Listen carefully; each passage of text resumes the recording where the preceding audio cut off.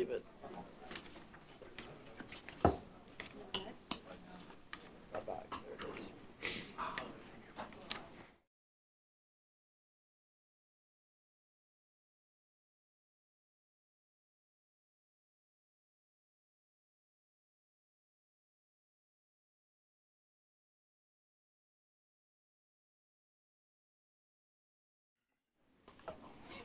In Persian New Year.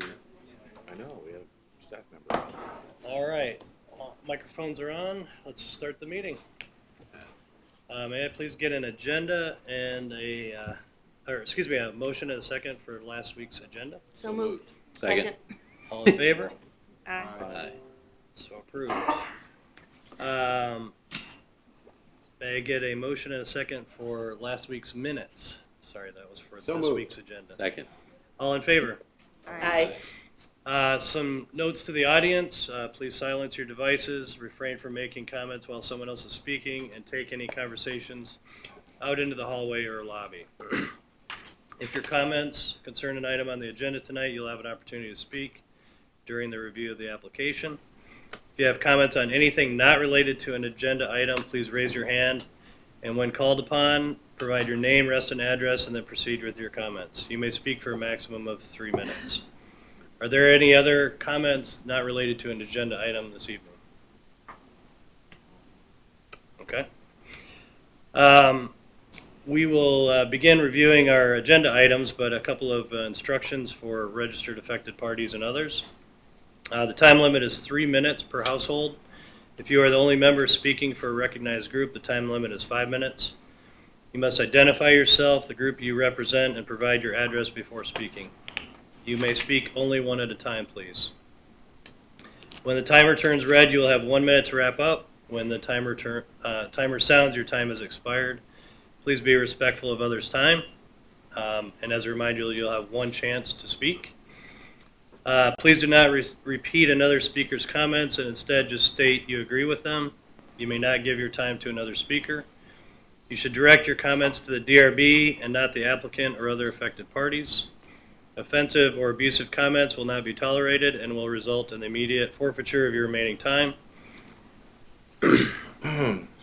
If you are not a registered affected party, the same rules apply. You will get 3 minutes to speak, and please follow the same rules and be courteous of others, including the DRB. Please raise your hand when I call upon you and come up to the podium to speak. All right. Let's begin reviewing the agenda items. First is the Lakeport cluster. Please come forward. Good evening. Hi. Oh, I was. You can sit there. Yeah, that's fine. Please tell us a little bit about your application. We were here a month ago, 2 months ago, and we had applied to have allow our neighborhood to put hardy plank on individual houses, or replace the existing cedar siding on individual houses. The application got approved. There were stipulations that came with it. That some of them there was some concern about them initially, and we went back and checked with the neighborhood. And generally, there weren't really any new concerns compared to our original application. There were a couple of things we were going to ask to have changed, just specific scenarios that would make it easier. And then we found, as I understand it, there was something in the stipulations that had to be reviewed because of needed advice from a lawyer. I'm a little in the dark about that one. So I'm not sure. So I think we're looking for a resolution for this. We're generally okay with the decision as it was. Just looking for clarification. So as a reminder to the DRB, this is an appeal. I believe we have appeals from 2 parties for this application, the original applicant and an affected party.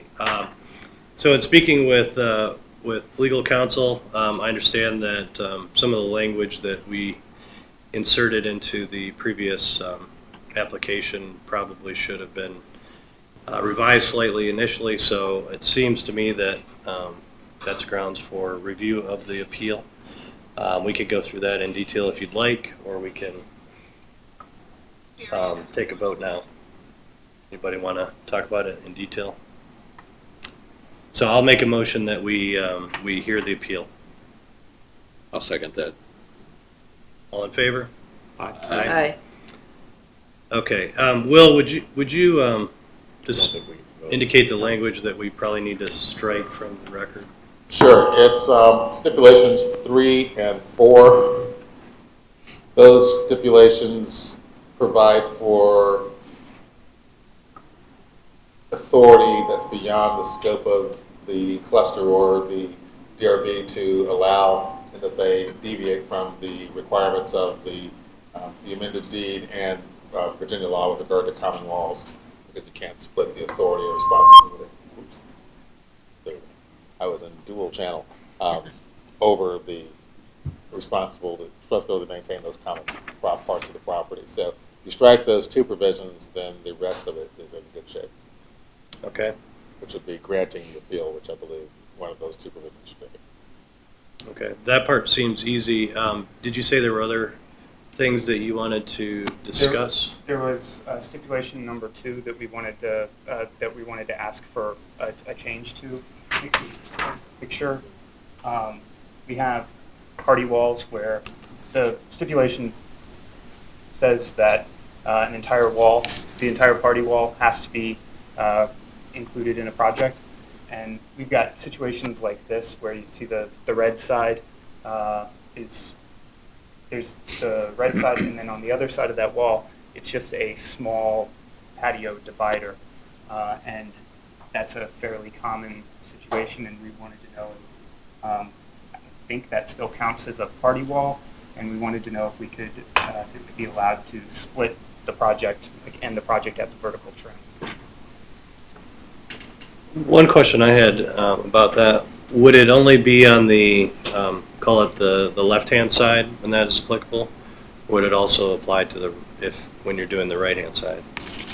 Would it be either or? Our request was to give the adjacent neighbors the ability to figure that out on a case-by-case basis, so either or. Sorry.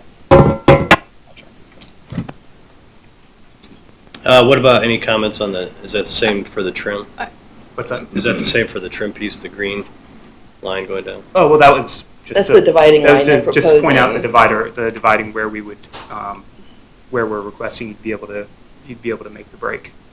But that's a material, I think that's the question. Yeah. Right. Who's responsible for the cap material? Oh, if that's not something that, I mean, I'm asking what's possible. If I don't have an answer to that. So I guess what you're saying is the same rule would apply to the cap as it would to deciding that the two parties would work it out together? Yeah. Okay. We kind of assumed that given, I think the language in the deed that required that those two stipulations get struck, it kind of, I mean, there's no really way of working around it. You're going to have to work with your neighbor on pretty much everything, it seems to me. Right. Yes. Ken, any questions, comments? Well, yeah, as I'm interpreting your question, you're looking to see if we're looking at the screen or in the picture here, the red outlined area you're trying to determine, would it be possible to split it where the party wall element could be separate from the more vertical surface in terms of being able to use two different siding? No, what I would say is if the house on the left wanted to replace their siding with hardy plank, and they wanted to include that party wall, could they stop at the green line as opposed to wrapping around the corner and putting hardy plank on that small piece, that small divider of, that they have. I see. That's largely the scenario. Well, my comment would be the following.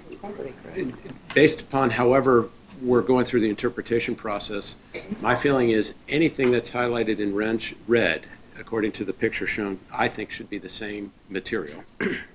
And if you're asking if it could wrap around and be a part of what I think we've identified as capping material, I don't know if that makes any sense at all. So I'd say no, in my opinion.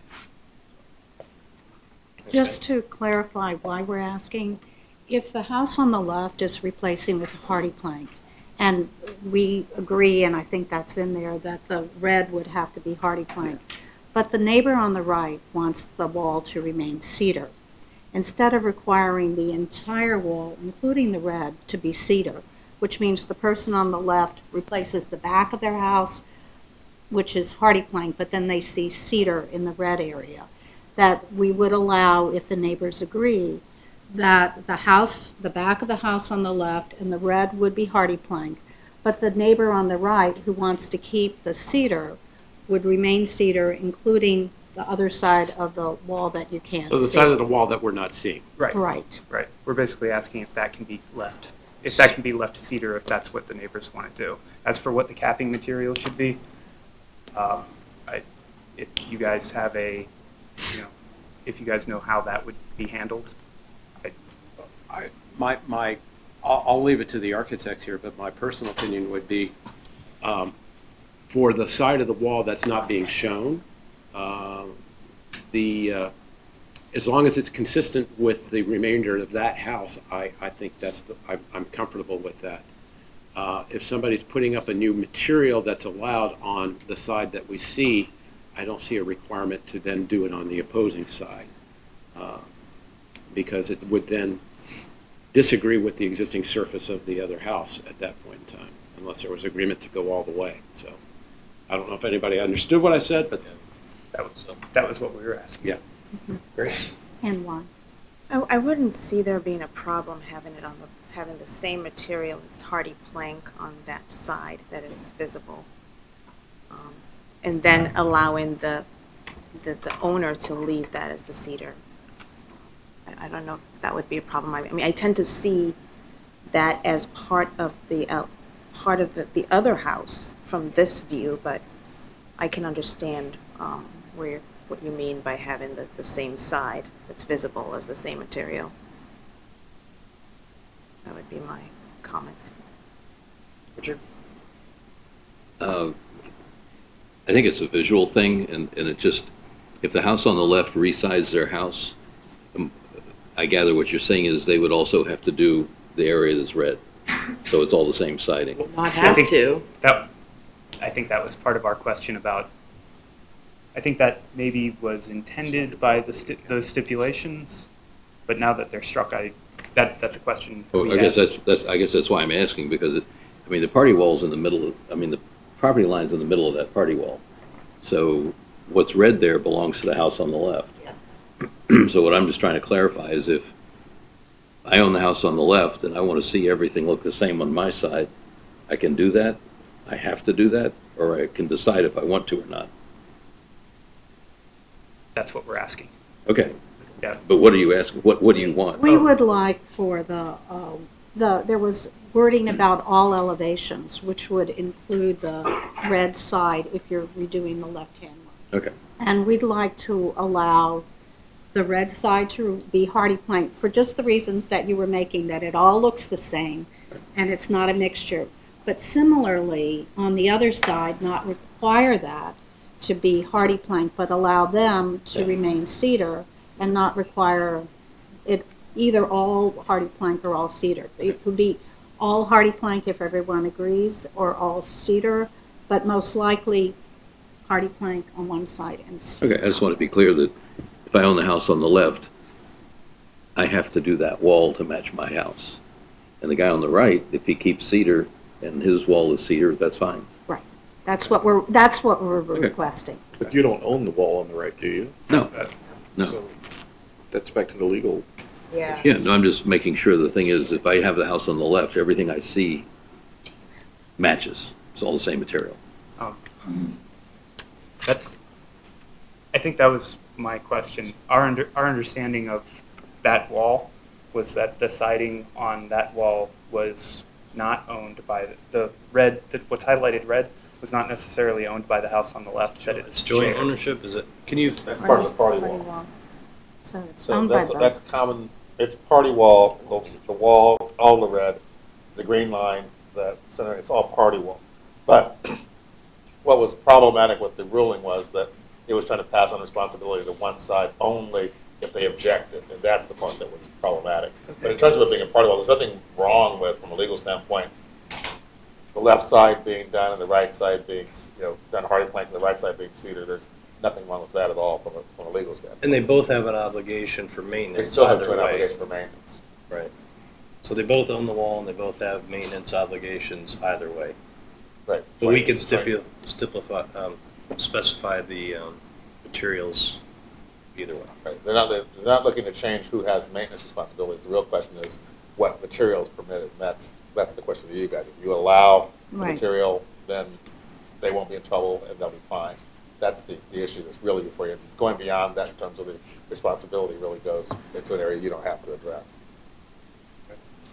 But I think that's acceptable that's fine with us. The follow-up question that I would have is, how is, if legally no one can be forced to include the party wall in their project, if the house on the left does the project and then the house on the right does the project and neither one of them wants to pay for the party wall in the middle, is there a requirement that the standard prevent that somehow? Or is that just not? The standard shouldn't affect it. What you all work out in terms of payment, if the house on the left wants to do it and they pay for it entirely and don't look at the house on the right for money, everybody will be fine. If the house on the left wants to change it, wants a contribution from the house on the right, that's between you guys. But that's not a design issue. That's a legal issue between you two that the deed speaks to. Yeah, I'm thinking more of preventing the scenario where the wall in between is orphaned and Right. you get hardy. I think that's where you're cedar. going. I think that was the reason for the Right, trying to force them. stipulations. We just want to Anything else you understand how want it works. to add? No, just so long as the visual thing, everything on the left side gets done at the same time, everything on the right side gets done at the same time. Yeah. So you don't have two materials on the back of one house, and that includes the party wall. As long as that's clear, then that's fine. I'm not sure that's clear. Yeah, I think that's part of what we need to do is make that clear. Okay. I guess one of my concerns would be the cap in that scenario is when does the cap get done? Does it get done with the first wall or the second wall, or? Yes. So that probably needs to be part of our consideration. Barbara? Well, in order to install, new siding, you have to remove the cap. So I would think that it would fall to that person who's replacing the siding to replace the cap at that time, just by matter of common sense. I don't know that. You could replace it. What?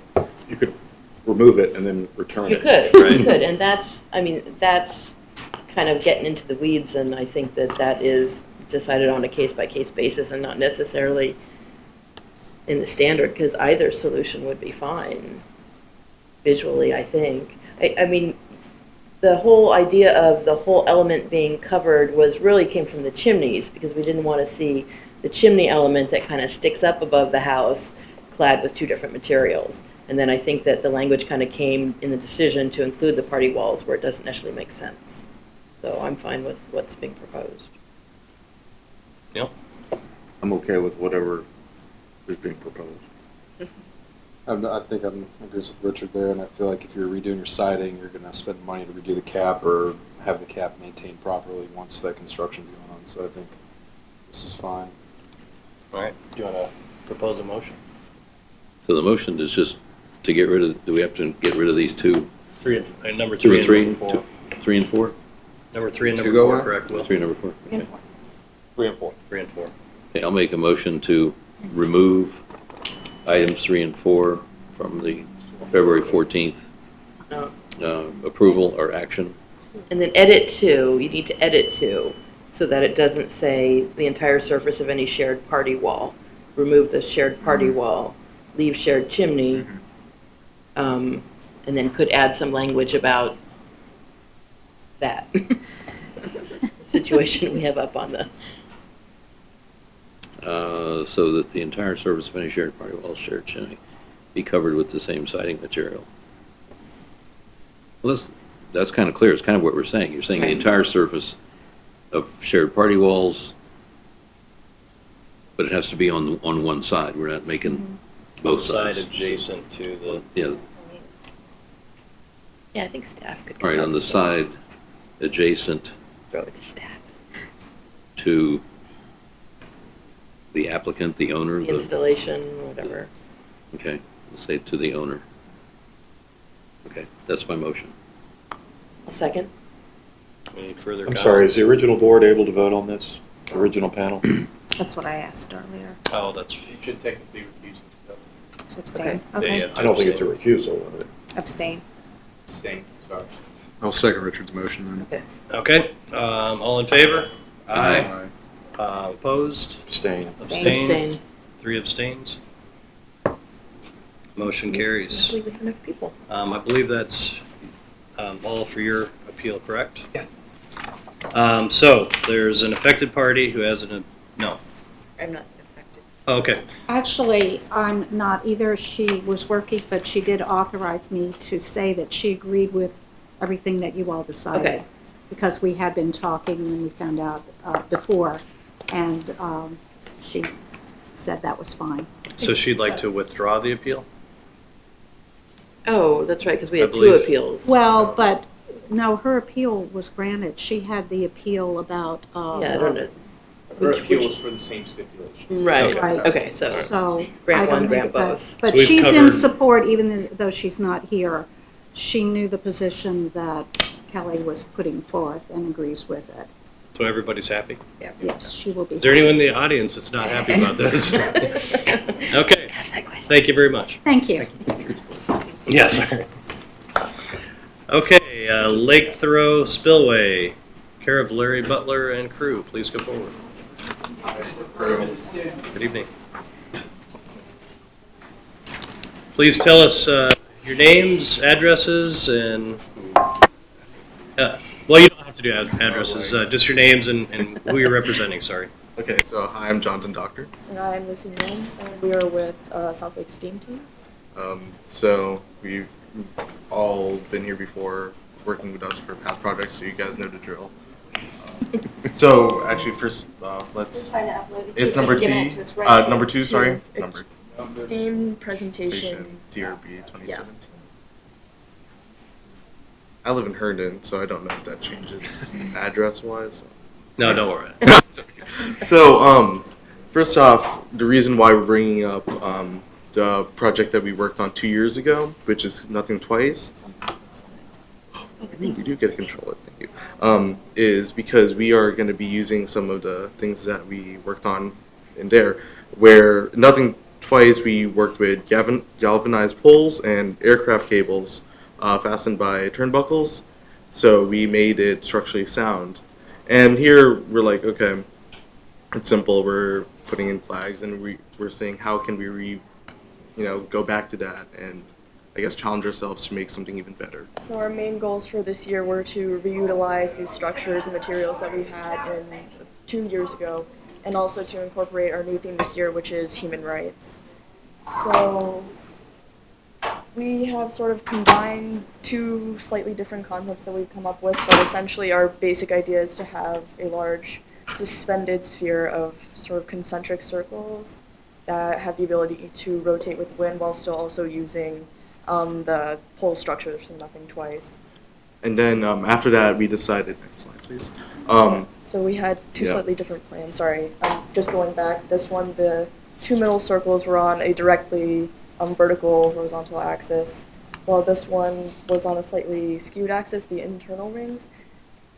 Yeah, the main reason we decided to do that was, one, we didn't like it making it too uniform when it comes to the movement of the rings, and putting it on the, I guess, diagonal axis has 2 purposes. First off, it makes it more visually appealing, thank you, and makes it more visual appealing to the eye, I guess especially in terms of how we perceive motion. Having it diagonal really changes things up a bit. Also, it plays on the role of, I guess, it being an Earth, like the Earth's axis of rotation, and we'll get to that later. If we go to the next slide. Our Yeah. current model. Yeah, the current. All right, the current model we decided to have. We're implementing a new color scheme, and we decided, yeah, basically what we talked about in the alternative plan. And in the next slide, we could show how the motion works. Oh, wait, no, these are just Oh boy. other images. Yeah, other images. This next. It's a video. All right. That's a video, so Press play. Yeah. Can you guys speak up just a little bit? Yeah, I'm sorry. sorry. Ooh.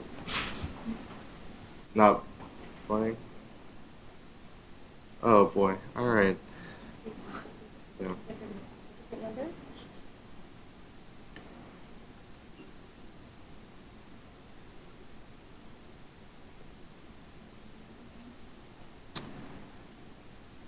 But do you guys get the idea of it? How like you'll rotate? The outer rings will stay still while. Might be because I saved it. Um, So later we could go back if you still want to see it and try one of the other versions of the PowerPoint that we have. It's okay. But yeah, do you guys understand? Does anyone have any concerns or any misunderstandings about how movement's gonna work? I can better understand the rotation since it's kind of hard to visualize without the actual movement. But, so the outer rings are fixed in position, and then the two inner rings are actually fixed together in a perpendicular position, and those two inner rings rotate over the structure. And that'll be, like the wind will do that? Yes. And so what's that material then? Okay, That so will be light enough for the wind to do yeah, that so too? all of the rings will be made with exterior treated plywood. And we have, what we're gonna make sure is it's not gonna be bearings because we don't want it to be all G-force based or weather based, so we don't have a disaster on our hands. It'll always be a controlled spin. Okay. So on the next slide, we can show like how we're gonna be, I guess, securing the whole structure in general. So imagine this as a cross section of one of the rings. So there will be two sheets of plywood on the outside sandwiching two rings on the inside that will each have a channel that run aircraft cable around it, and the tension of that will constrict it enough to provide more structural integrity. Oh yeah, and I also forgot to mention the diameter of the outermost ring will be 8 feet. So that's Will be what? I'm sorry. 8 feet. 8 will feet. be the biggest ring. Keep in mind that we're going to be using the two poles like we did in Nothing Twice, so we're not reinventing the wheel. We've done this before. And we've run this structure through our engineering consultant, John Frankhauser, so it has been structurally sound, like approved for structural integrity, sorry. Okay, so next will be, well, that is an example of the color scheme that we've had, and we're still figuring out different paint samples and such, but basically it will be gold, silver, and bronze, as you saw on pictures of our physical model. And then the human figure, if we go back really fast. You can see that one side is silver, which represents how it will look initially. It will be made out of Corten steel and will have that silver appearance. But we plan on having it rust naturally over time so that it becomes a more...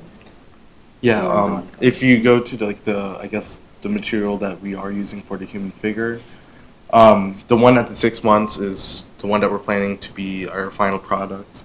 It's going to first start off with, I guess, an orange tin and then go down into a deeper bronze. What's the significance of the human figure? Anything? All right, so the thematic elements that we're going to be focusing on this year is basically human rights. How it's going to work is circles kind of not represent just the Earth, like we said. It's going to do the diagonal axis, but it's also visions of us being connected or patterns. A big sense of emphasis on unity among people, like globally. And how we, challenge ourselves by trying to make the sculpture moving. It also represents how, the world is ever changing, and the position of which a human figure, it's almost as if he's, it's a running start, as if we're ready to take on what's next. And sometimes we do need change to make things happen, because the world's always changing. Yeah. And this is just conveyed not just only on an earthly scale, because it does look, circle, kind of Earth.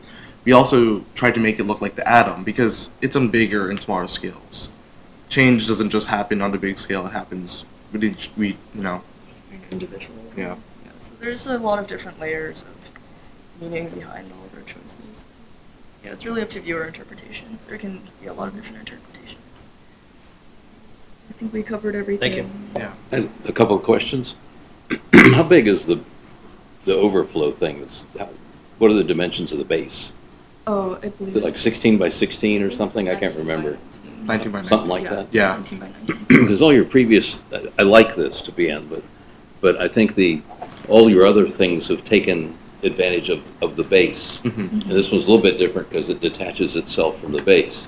And it might be a question of scale. I'm just thinking, I hope this is big enough that it doesn't look dinky. Yeah. Yeah. You know, that's a concern. And if it's 8 feet, it's just going to be this kind of round thing. It's all going to move, and that's wonderful. It's going to have nice colors.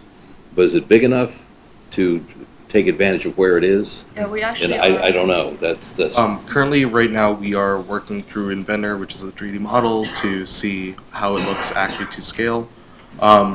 But yeah, we're trying to take that into consideration, but also in terms of placing the 2 poles in the middle, how much space we need that to be, so it could still be structurally sound while making it as big as possible. Yeah, we are actually. I'm just thinking if you had 4 of these out there. I mean, I know I'm increasing your workload at the head here, but, you know, so the whole thing's full.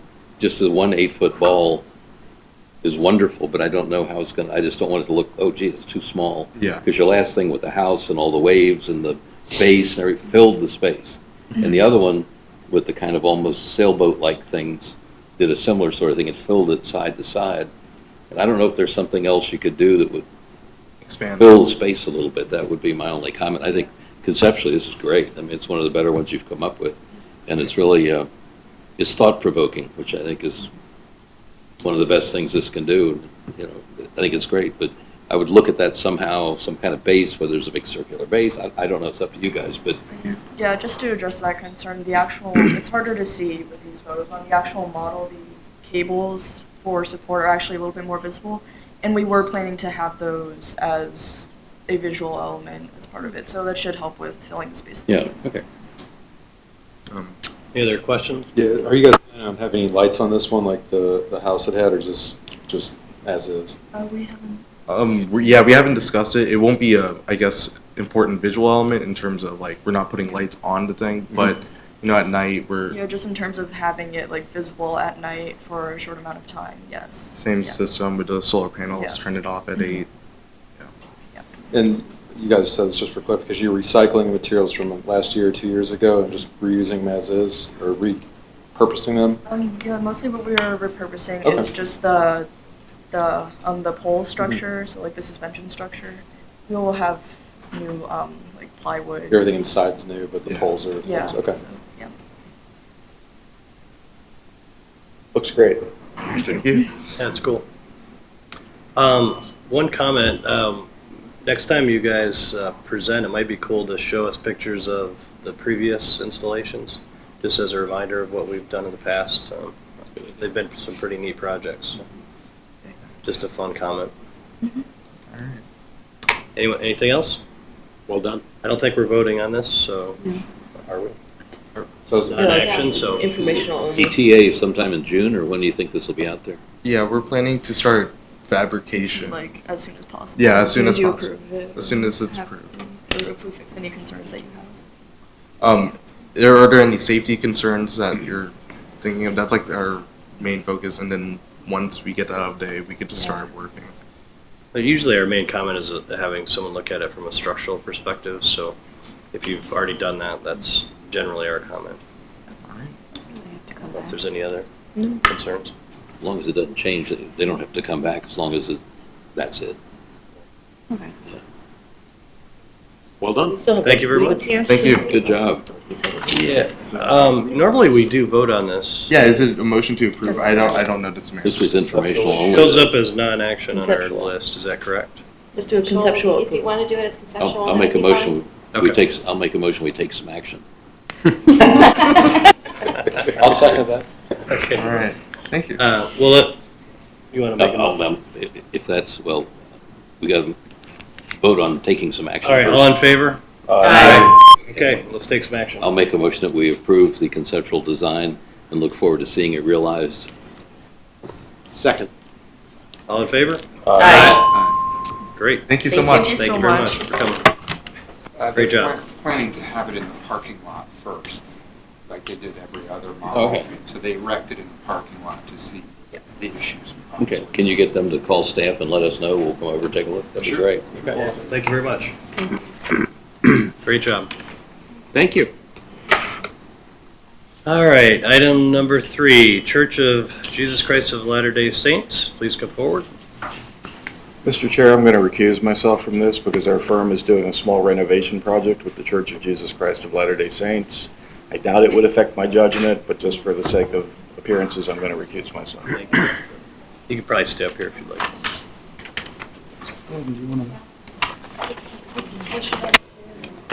I'll switch over.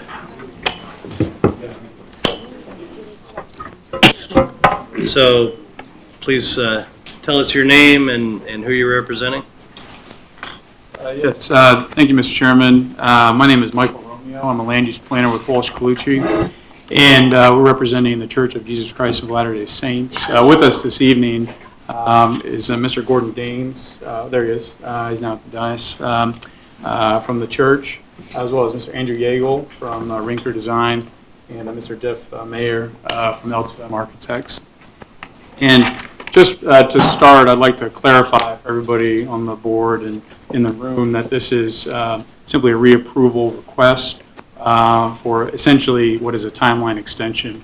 We're not proposing any revision whatsoever to the original approval from 2014. The church has simply run out of time as far as completing their project. Just to give you a status update on where the church is today, if you're able to visit the site, you can see that the clearing has occurred and the staking of the different boundaries of the parking area has occurred as well.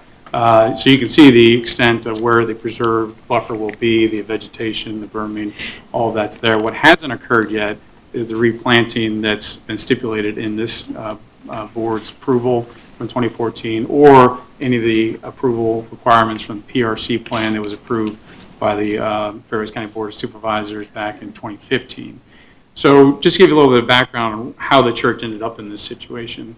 They processed the applications a little differently. I was not on the original application. Bill Keefe was involved at the time. Some of you may know Bill. He's happily enjoying retirement at the moment. But they processed the application, DRB application first, and then PRC application second. That added a significant amount of time. For most applications, you try and do them at the same time. So at the end of the DRB approval process, you then go straight through to county approvals and then finally to board approval and construction. So in February of 2014, this body approved this application as it is today and as we're proposing it again. There was an appeal submitted in March of 2014, which this body didn't feel was merited and turned it down, so the existing approval from the month prior stood. So the PRC plan was then submitted. P&Z reviewed that in June of 15. Fairfax County Board of Supervisors approved that in July of 2015. So at that point, they had the legislative approvals necessary to move forward with the site plan application. So the application was then submitted to Fairfax County Planning Staff, or Department of Public Works and Environmental Services staff. That process took a good part of a year before permits were actually issued for that. So then that brings you to middle of 2016, at which time the project was bid out for contractors and negotiations ensued.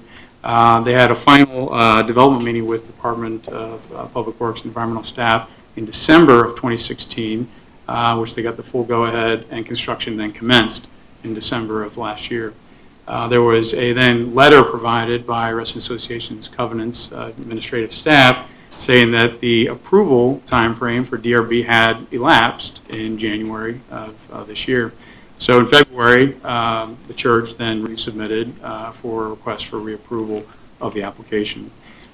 So that's why we are where we are today, and that's why we're before you today. I just want to kind of reiterate the whole purpose of the application. So the application was to add 39 parking spaces on the site. It's a little over 3-acre site.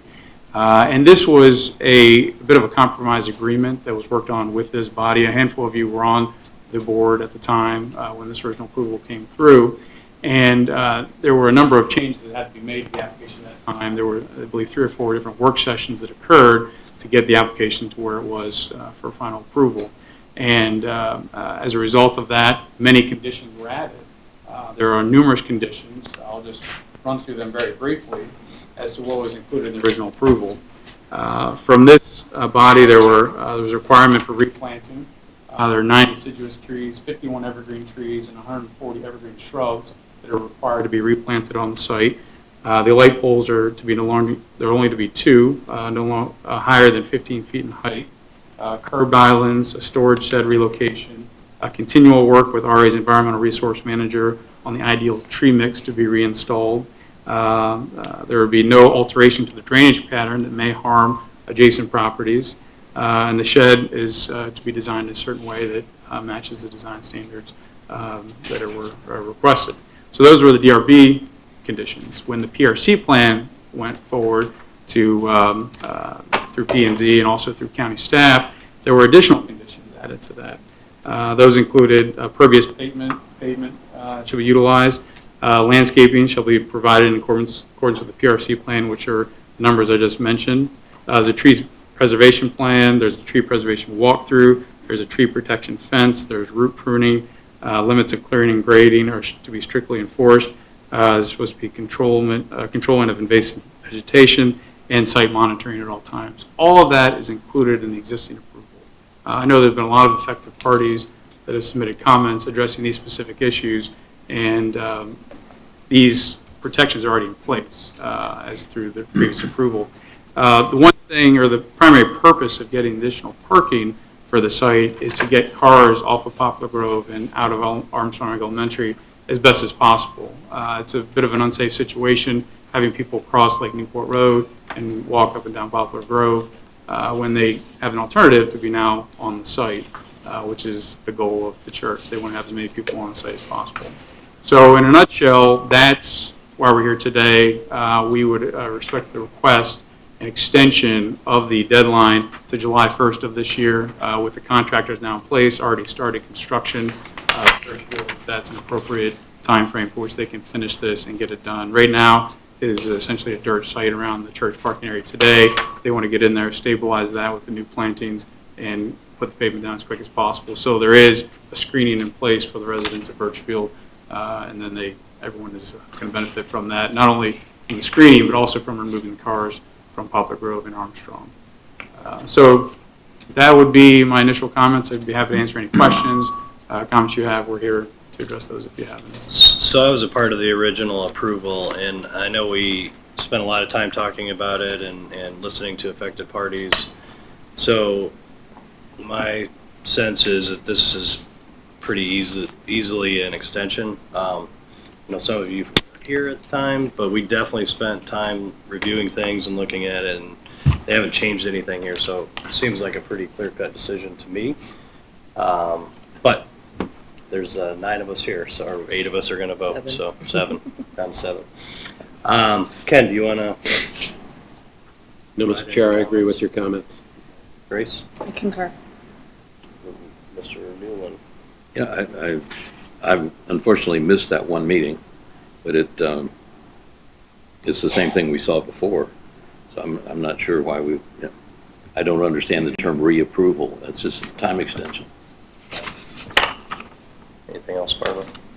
No, I agree. I mean, we did spend a lot of time. We did have affected parties from the neighborhood who came and, and gave us their input. And, we did take that into consideration, and it did change the, I think the landscaping plan. And I'm not sure if it moved the parking lot a little bit from what they originally proposed. But I really do think that we did our due diligence, and I don't have any problem extending or adding an extension to this approval.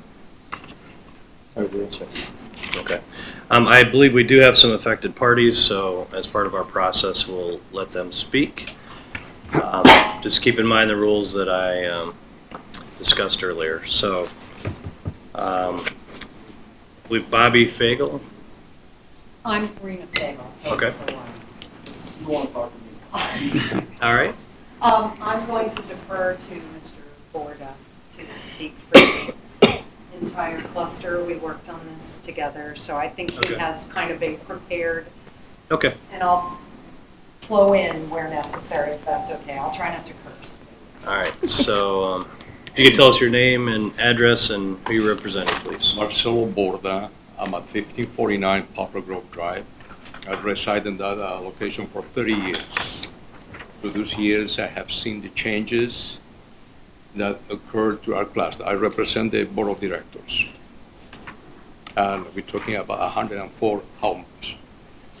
Our concern is that the church has violated in a way the agreement that they have with the Restaurant Association going over the limit of the permit. And they went along and started breaking ground. Now we can see the damage that it caused to wildlife, runoff, and the buffer that we have between the church and Fairfax County Parkway and pollution that comes through our neighborhood. There are some pictures you can see on the monitor that I took. This is facing to our neighborhood. If you can go along, you will see the damage and the thin line that now separate. It's going to be dividing the church with our cluster. The main concern is to us, if they want to increase the parking space, of course they're going to increase the population of the parishioners coming to the church. So my question is to you, are they complying with the fire codes? Now, to us, it's an inconvenience. Every weekend, we have traffic jam. As they come into the church, as we, as residents, leave our complex. There were several times almost head-on collisions. Now, they argue that there is a safety issue coming from Armstrong Elementary parking space, which they allow them to park about 75 cars. But they don't see the problem they are causing to the homeowners. The most important thing to us is the detrimental impact that's causing to wildlife, trees, runoff, and aesthetics of the area. I will ask the board, because they didn't obey the rules, there should be a penalty to the church because they went along without permits removing those trees. They have removed more than 150 trees. Can you say that again? They have removed more than 150 trees. You said they went along without permits? Without the permit. The permit has expired at that time when they start proceeding with the breaking ground. Which permit are you talking about? The one that RA has provided, yes.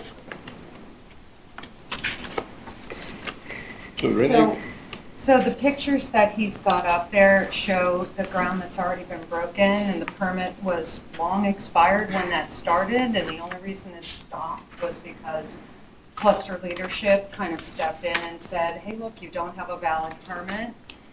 The other thing, I registered as an affected party before this actually got started, and one of the things that I requested that I don't think was granted, I don't know, and I apologize for not being totally familiar with the original order, but was an erosion control study for the houses that back to the church property where all the trees were being removed. Some of the pictures you can see in there, it's a very thin line now. There is no buffer zone anymore between the church expansion and the actual homes back there. The people who back to that now see a parking lot and the top of the church instead of seeing trees. He's got a couple of different pictures in there for you. You can pass around and see. You can see on both sides of the pictures. Was an erosion study required, and is that erosion study still valid, and is another one required, would kind of be my current question. Many of those permits would be pursued and received by the county, not by us. So, assuming they have all the right permits through the county, then that would be in their purview, not ours. Okay, thank you. In our letter, we did one of our stipulations that there be no alteration to drainage patterns. Okay. So that's as far as we went with it. And so I guess I have to ask you, are there permits in place that are still valid for erosion control? Because we're not trying to be bad neighbors with you guys. You guys are neighbors in our neighborhood, okay? But it bothers me as a resident of 1572, which is on the other side of the circle, that I wasn't notified as an affected party, that it had to come around, that I wasn't given notice. There is one way into and out of our neighborhood, and that is through the little pipe stem onto the circle of Poplar Grove. This affects every single resident's property values. And right now, all you see is church and parking lot on that side of the entrance, and then the backs of people's houses, where before you had a nice tree line. It's one of the biggest attractions to our neighborhood, and we're deeply concerned about that affecting our property values. Now that we've seen this kind of commence, you see the pictures. Sure. It's pretty bad for us who live there. Mr. Chair, I was going to say, just in response to that question, I think it'd be helpful to clarify, as you did before, there's the DRB approval and then the Fairfax County approval for not only the PRC plan, but all the construction and grading that goes with that. And those permits are in place. They will not expire in this time frame. So there are, if you go out there today, you'll see there's a silt fence up, and that helps protect any sort of erosion and sediment control. But again, this is probably the worst time to stop the construction because there are no leaves on the trees, and we haven't had a chance to replant yet, and therefore stabilize the soil. So the more this process goes on, or if it does go on, then it further harms the actual stabilization of the soil out there. Understood. I'll just say that many of these, I think all of the comments were brought up originally during the original application, and we talked about and fully vetted. So this is a comment to those of you who weren't here. We did talk about all that, heard very similar comments, and did our best as part of this to address the concerns from both parties. So we did go through that during the original design review. May I ask one last question? Is there no, I sound like I'm being punitive, and I'm really not trying to, but this is a hot topic in our neighborhood. Is there no penalty for the fact that they started construction without a valid RA permit in place? Are there any fines? I don't believe there are. No. No, we just, once it came to our attention, we sent out a complaint notice. They brought the application to us right away. So we're here tonight in a very short period of time. So, Nick, do you want to add any comments, questions, concerns? In regards to the grading, I've been looking at it. I don't think the application's affected the drainage patterns out there in a negative way. It's not made the situation worse. So from that standpoint, I wouldn't see that there's any concern there. And I think their penalty is having to demobilize the site, and that incurred a significant time and cost to the developer and the church. So I think they've been penalized through that effort and lack of paying attention to the permits. That. Okay. Barb? Yeah, I'm confident that our decision in 2014 was the best decision that we could come to, and we did have, we have 8 to 10 registered affected parties from this neighborhood. So, I mean, all these concerns, I feel confident that all these concerns were heard then, and we tried our best to come to a compromise, and lots of times compromise don't, satisfy everybody. Yeah, I would agree with that. Richard? I guess since I wasn't here at the original meeting, I'm probably going to abstain from whatever vote you guys have without going through the whole process again. Okay. Sorry, I just have two really quick things. My name's Shelley Hope. I know it's 2596. The first one was just, an expiration date has a date, then if there's no penalty, then there's no urge to meet that date for any expired permits, but that's okay. And the second thing was, we didn't see an environmental impact statement about the, and thirdly, and really most important, is that it's only 39 acres. I mean, they can park at my house, and it just seemed like a lot for 39 spaces, and that's all. Thank you. Grace, any? I guess the only question I would have had has already been addressed, to see if there were any additional changes made since that approval on the plan, and confirmed that there haven't been any changes. It's the same proposal that was brought before the board. Right. Okay. Ken, anything to add? Nope. All right, any further comments, questions? When you guys worked through this, was the limits of this project a lot further towards the residential development in their initial application? It was further, we pulled it back, Reduced the amount of space. and there was a balance of safety concerns with people, pedestrians on the road and parking, and there's a lot of discussion about all that, and they did modify the application to address that, and we did require further plantings also to try to assist with the buffering. And did the applicant work with RA to come up with a list of plantings that RA deemed appropriate? Right, I believe that process will occur once the replanting Okay. begins, but yeah, that's part of the stipulation. Can I add something? That if the application is going to proceed, we will require then the RF an inspection after 2 years to the site to see the way the church is progressing with the replanting of the trees. You can always, if you have a copy of the decision and you feel that they haven't met the stipulations in the decision, you can always register a complaint with the Reston Association, and then they go out there and they inspect.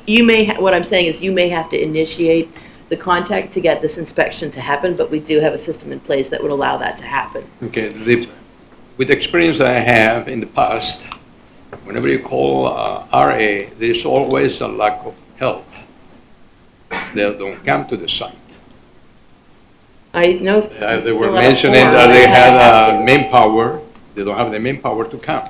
Pretty sure they respond to I could help written answer complaints. that question.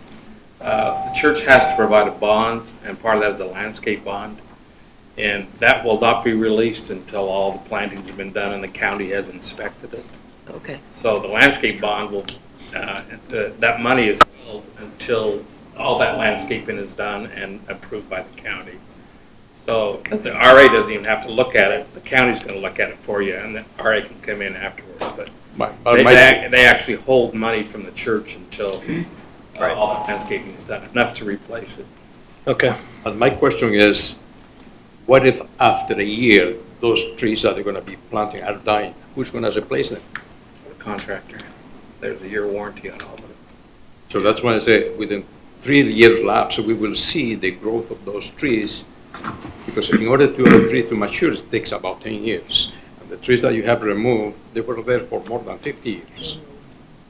Sure. Well, one of the stipulations in the original letter from March of 2014 said that all vegetation be installed and maintained. So if there is a problem, then as Barbara says, is call RA and say they're not going along with the stipulation. I guess they come out and make them plant more plants or whatever they'd make them do. But the bond is probably your biggest way of enforcing it, that they don't get their money back until all those plants are planted and healthy. I'm sorry, it was 150 mature trees. Just Yeah, no, I understand that.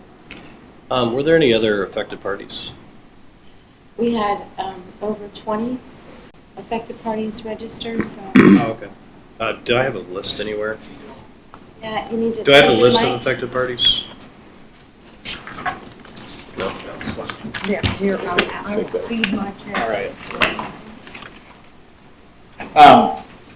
I'm Chip Boyd. I'm the president of Birchfield Woods Association. The one, I guess, lingering question I had was about a traffic review. I'm sorry, I got it. One of the concerns that I have as a resident, I wasn't here during the original study, but the single entrance into our neighborhood, it's a single entrance and then a circle, and the church branches off of that. And we have a lot of issues with cars not following traffic patterns there. And if we're adding 39 more cars that are going to be involved in that situation, I didn't see as part of this a traffic review study. So that would typically be under the purview of Fairfax County. So, And Mr. Chairman, I also add that we're not adding anything to the building. This is purely to address the existing square footage that's there today. right. Okay. Anything else you'd like to add? I mean, I think again, echo all the other concerns. I think you can see, obviously, from a design point of view, that it is a little hard to see how this maintains property value, maintains sight lines, maintains privacy, maintains seclusion. I know that they're going to be replanting, but again, like Marcelo said, that's a 10-year maturity rate, and so for the next 10 years, we have to deal with immature trees that could affect our property values, all at the benefit of not, crossing the street, which is deemed too dangerous, despite the fact that there's a crosswalk. So it's knowing those are the complaints, and that I'm an affected homeowner. They seem frivolous to me. Where at the same time, I understand that they want to put in more parking spots, but to the detriment of 108 homeowners who have to deal with those. Okay, thank you. I'm going to hopefully get everyone's name right here. Affected party number 2 was Shellen Copeland. That was me. Thank you. Okay. Number 3, Gayer McFarland. Gayer McFarland, would you like to come forward? Was that you? No? No, fail. Okay. Number 4, Chow Moody. Chow Moody? No. Number 5, Ann Becker. All right. Number 6, just let me know if I miss you. Nancy Bumgartner. Yeah, she's my neighbor, and she's definitely same comments as everyone else. Okay. Marla and William Frazier. Okay, thank you. Number 8, Joanna Simon. Number 9. That's me. Chris Boyd. Right, okay. Number 10, Marcelo, so you already spoke. 11, Patricia Darty. 12, Aaron Nabors. Number 13, Jamie Nugent. My wife is not here, but I'm here. Would you like to speak? Yes. Please come forward, and you have 3 minutes. You have your little timer. We seem to be okay, but just in case. Yeah, Jamie is my wife. My name is Tree. We bought the house. One of the reasons we bought the house because when we drove into Poplar Grove from Lake Newport, we love all green on 2 sides. So that's one of the reasons we bought the house. And now, when we go into that area again and we see a parking lot, so that doesn't look nice to me. So, and I'm afraid that the values of the house will go down in the future. So that's my comments right now. Thank you. Thank you. Thank you. Number 14, Kate Dunn. 15, Chris Dunn. 16, Danica Serchiva.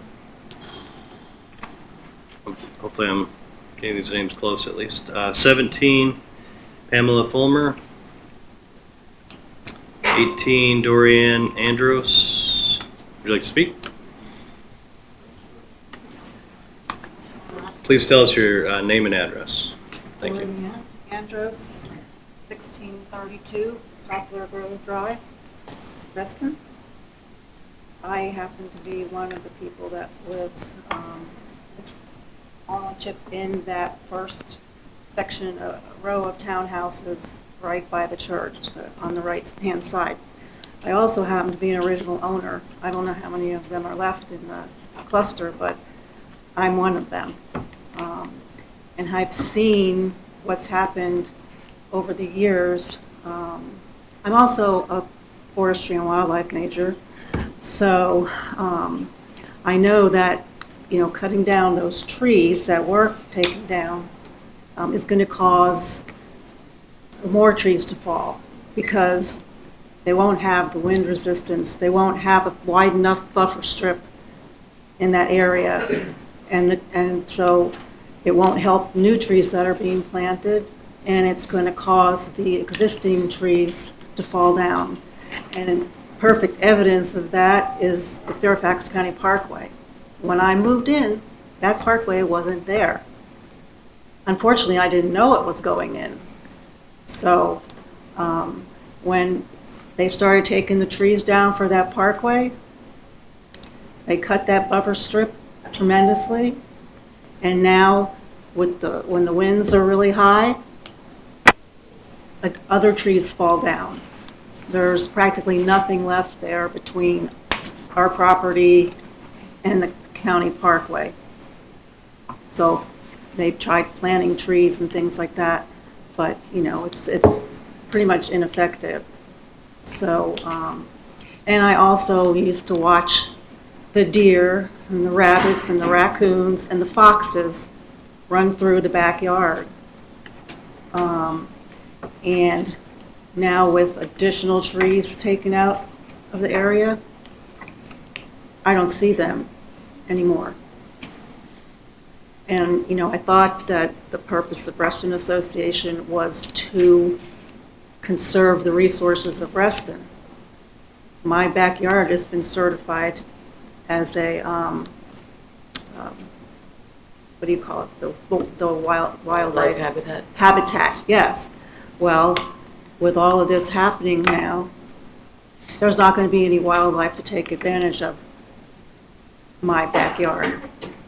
So, I am surprised, and I was there last time, that it was originally approved because it seemed that Reston Association wasn't fulfilling their responsibility to help keep, Reston environmentally sound. And sometimes I call it the overplanned community now because I see things like this happening. So. Thank you. Luke and Katie Warner.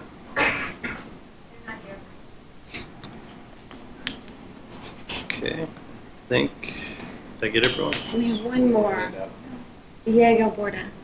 Diego, please come forward. State your name and address, please. My name is Diego Borda, and I reside in 1549 Poplar Grove Drive. Most of my concerns have been already communicated, but I did want to reiterate again that the church did apply for, I want to say, it was about 100 parking spaces initially. 51 scaled down to, it's about 31. We already have parking spaces that exist over at Armstrong Elementary. They've already been built. They have not been taken advantage of. And it's just, it's a bit depressing that this is going forward. Again, we're going to be facing loss of land.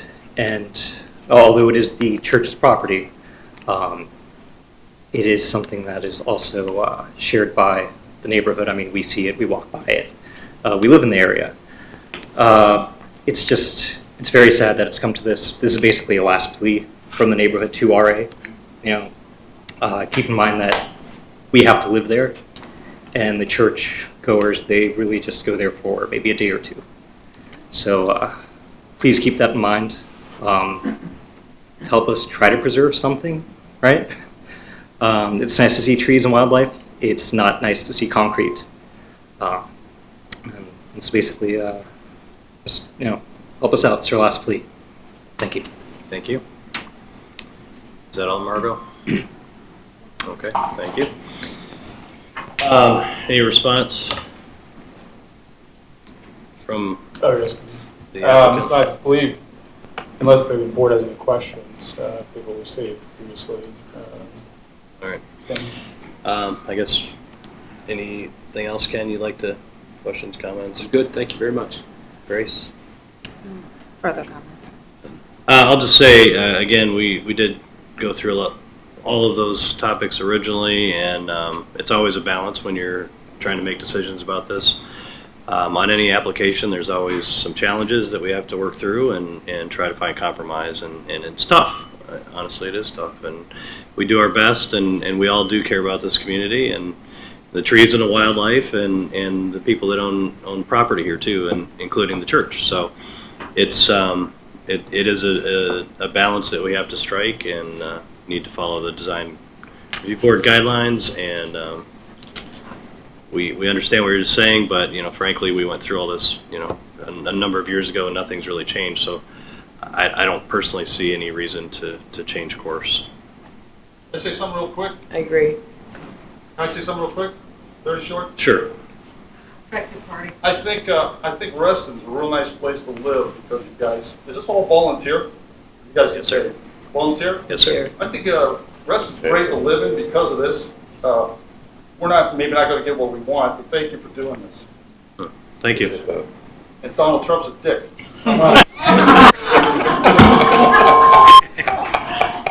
Drop the mic. Nick? Okay. I guess I'll make a motion that we extend the approval through July of 2017, I believe is what you requested. I'll second that. All in favor? Aye. Aye. Opposed? Abstain? Abstain. 2 abstains. Motion carries. Thank you very much for all of your input. How soon can we start the contract for Lakeport? Now? Right. Real quick, Mr. Chairman, the question has come up now that the board has made a motion. Can they begin construction right away? It's official. It's official a week later, but a week later, unless something happens in the next week. It'll take the contractor a while to mobilize again. They need a week. Yeah. They have to remobilize. So it's a little bit at risk, but okay. Unless something Don't comes up the between. affected parties have the opportunity to appeal? There's a pledge to go with those things. We have to give them an opportunity, yes. What'd you say? What'd you say? They have the opportunity to appeal. Public relief. Of course I can hear her. But it doesn't necessarily stay in action pending the appeal. Oh, really? So you approve, they'll appeal, but unless you rule in favor, the Okay. appeal still gets until such time as you overrule yourself, which you won't. Most likely. Okay. Thank you. Thank you. Thank you. All right. Number 4, the Springs Apartments. Please come forward.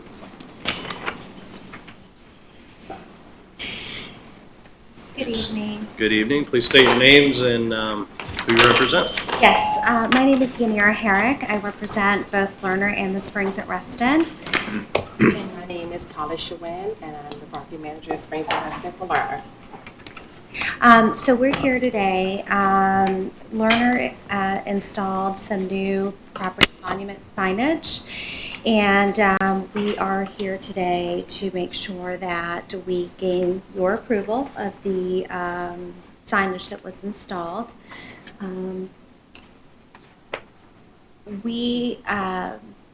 I'm sorry, I'm very nervous. The last time I did this was 2013. So I've been with Lerner many years. I've been out of the Reston environment for several years now. Both Talish and I moved back in as of June of last year, and we walked into this project. So we're here to seek your approval. It's a tough act to follow. All right. Do you want to walk us through it at all, or? Sure. It is, the dimensions of the signs didn't change. Unfortunately, the one thing I neglected to bring with me was a photo of the signage that was previously there. We do have that. Oh, great. That's why you do what you do. So that's that is the prior signage. I believe it was wood with some spotlights on it.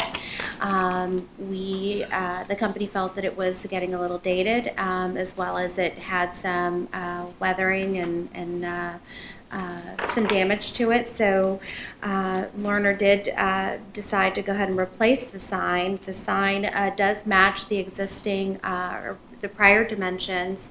With the exception of this one is more angular as opposed to the rounded. This one is an aluminum internally lit sign. It has aluminum frame, acrylic face, acrylic letters, and I think the website might be in vinyl decals. But It's very clean, it's very modern, and Lerner likes it. We hope you do too. All right. Well, we're going to, even though it's installed, we're going to review it like Sure. it's just a proposal Sure. because that's Sure. that's I what can we do appreciate here. that. Ken, are you ready to get us started? Well, I'm certainly looking forward to input from everybody else, but at the moment,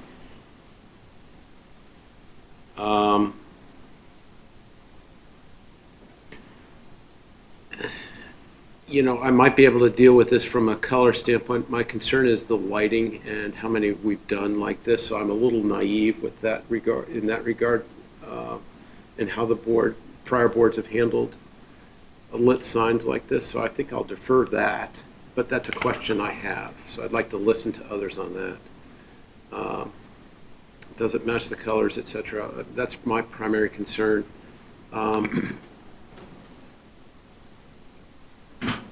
That's as far as I'll take it at the moment. Sure. Grace?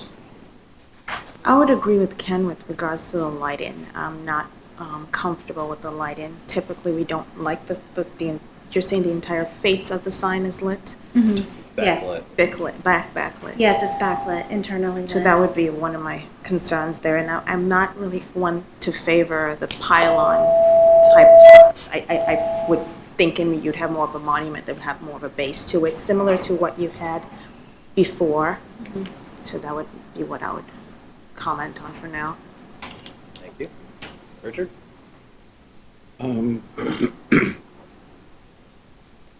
I think it's sort of absolutely the kind of sign we don't want in Reston. We've had several signs come through here lately. There was one, the church up on Wheelie Avenue, as I recall, that was similar to this. I mean, what we're trying to do is to keep commercial-looking signs at a minimum in Reston, particularly for the residential areas. Mm-hmm. An internally lit sign is something I think I would have a very hard time approving. Mm-hmm. Quite honestly, it's kind of a boring sign. I mean, the sign you had before was a very sweet, artistic, rounded top. It was a beautiful sign. Mm-hmm. And it was very simple, said what was there, and that's about all we need. We try to discourage, in this case, the name of the company. Hold on, it all disappeared for a minute there. A website. I mean, it's too much information. We like signs that just say the Springs apartment, like you said before. So I think this is way overboard for a kind of sign I think this body would approve. I mean, the lighting is kind of a disaster. The simplicity is okay, but it's way too commercial. This is an apartment. I mean, the other sign you have at the rounded top said apartment. This to me says come in and buy a Slurpee or something. You know, it's way too commercial for where it is, and too much information on it. I think it should just say the Spring Apartments. That's about all we've approved before. The learner, what else is on there? Oh, website. Yeah, the website. Is it just called the Springs Apartments? It's the Springs, yes. So now all of a sudden it's the Springs Reston Apartment Homes. And I think that's kind of a little too verbose. That's my preliminary comments. So I agree with Richard, and when I first saw it, I was really surprised because I was pretty sure you hadn't submitted, and it doesn't look like anything we would approve or have approved, and so I was definitely surprised by it when I first saw it, and agree with Richard's comments. Yeah, definitely the internally lit sign we have not approved for these type of installations. Also the website on it, we haven't approved. I think we have approved some signs that have the company name on it, like Homestead at my last panel meeting. And they have apartment homes too. Yes. Listed on their Yeah, sign. I've got nods from staff, I'm pretty sure. But I do agree with the other comment. A little too many words. Perhaps if learner wasn't quite as prominent on the sign, but I do think it needs to be, redesigned. And take a look at existing similar signs in Reston and double check Sure. that they've been approved. Sure. Sure, and I apologize if I understand your position. I think that, I think my position here is a little bit different as it would be for an individual homeowner. We work for, Mr. Lerner. He's still very much involved in the business, and I'll certainly take back the comments. I think that I appreciate the Reston Association and what the vision is, and I think that for us, at least in our world, while it is a residential application, we are also a business. We are in the business of leasing apartments. We've got 362 apartments that families and that are housed in our community. It is a business, even though it is set in a residential application. So I would ask that you take that into consideration as well. Yeah. Neil? To me, the word learner does not connote apartment homes the way Homestead did, and one of the ones that we recently approved with perhaps something that wasn't quite part of the title of the complex itself. Mm-hmm. To me, this sign is confusing. It looks like Lerner might be the name of the complex. Mm-hmm. It looks like the Lerner logo is the logo for the complex, but it's not. It's a corporate logo. I don't believe that the name of Lerner or its logo should be on here. I don't think that's what we're trying to do with our neighborhoods in Reston. I think we're trying to create environments where the signage reflects the architecture, the nature of Reston. When I look at what used to be there before, I also wonder where all the landscaping went. This almost looks like a temporary sign. It's so stark, and I think Grace hit on it because it's a pylon, two-posted sign. Not that we don't have those, but that certainly adds to the sense that it's not really grounded, if you will. Mm-hmm. And certainly it shouldn't be backlit. All of our neighborhood signs are ground lit, not internally lit. I think in terms of guidance for what you should bring back, it would be nice certainly if it reflected the architecture of the Springs in some fashion. I don't think that is necessarily something that makes a sign dated.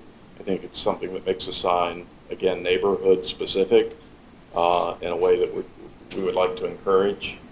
I don't know that the arch top per se was specific to that neighborhood, but certainly the color was matching the color of some of the buildings, it looked like to me.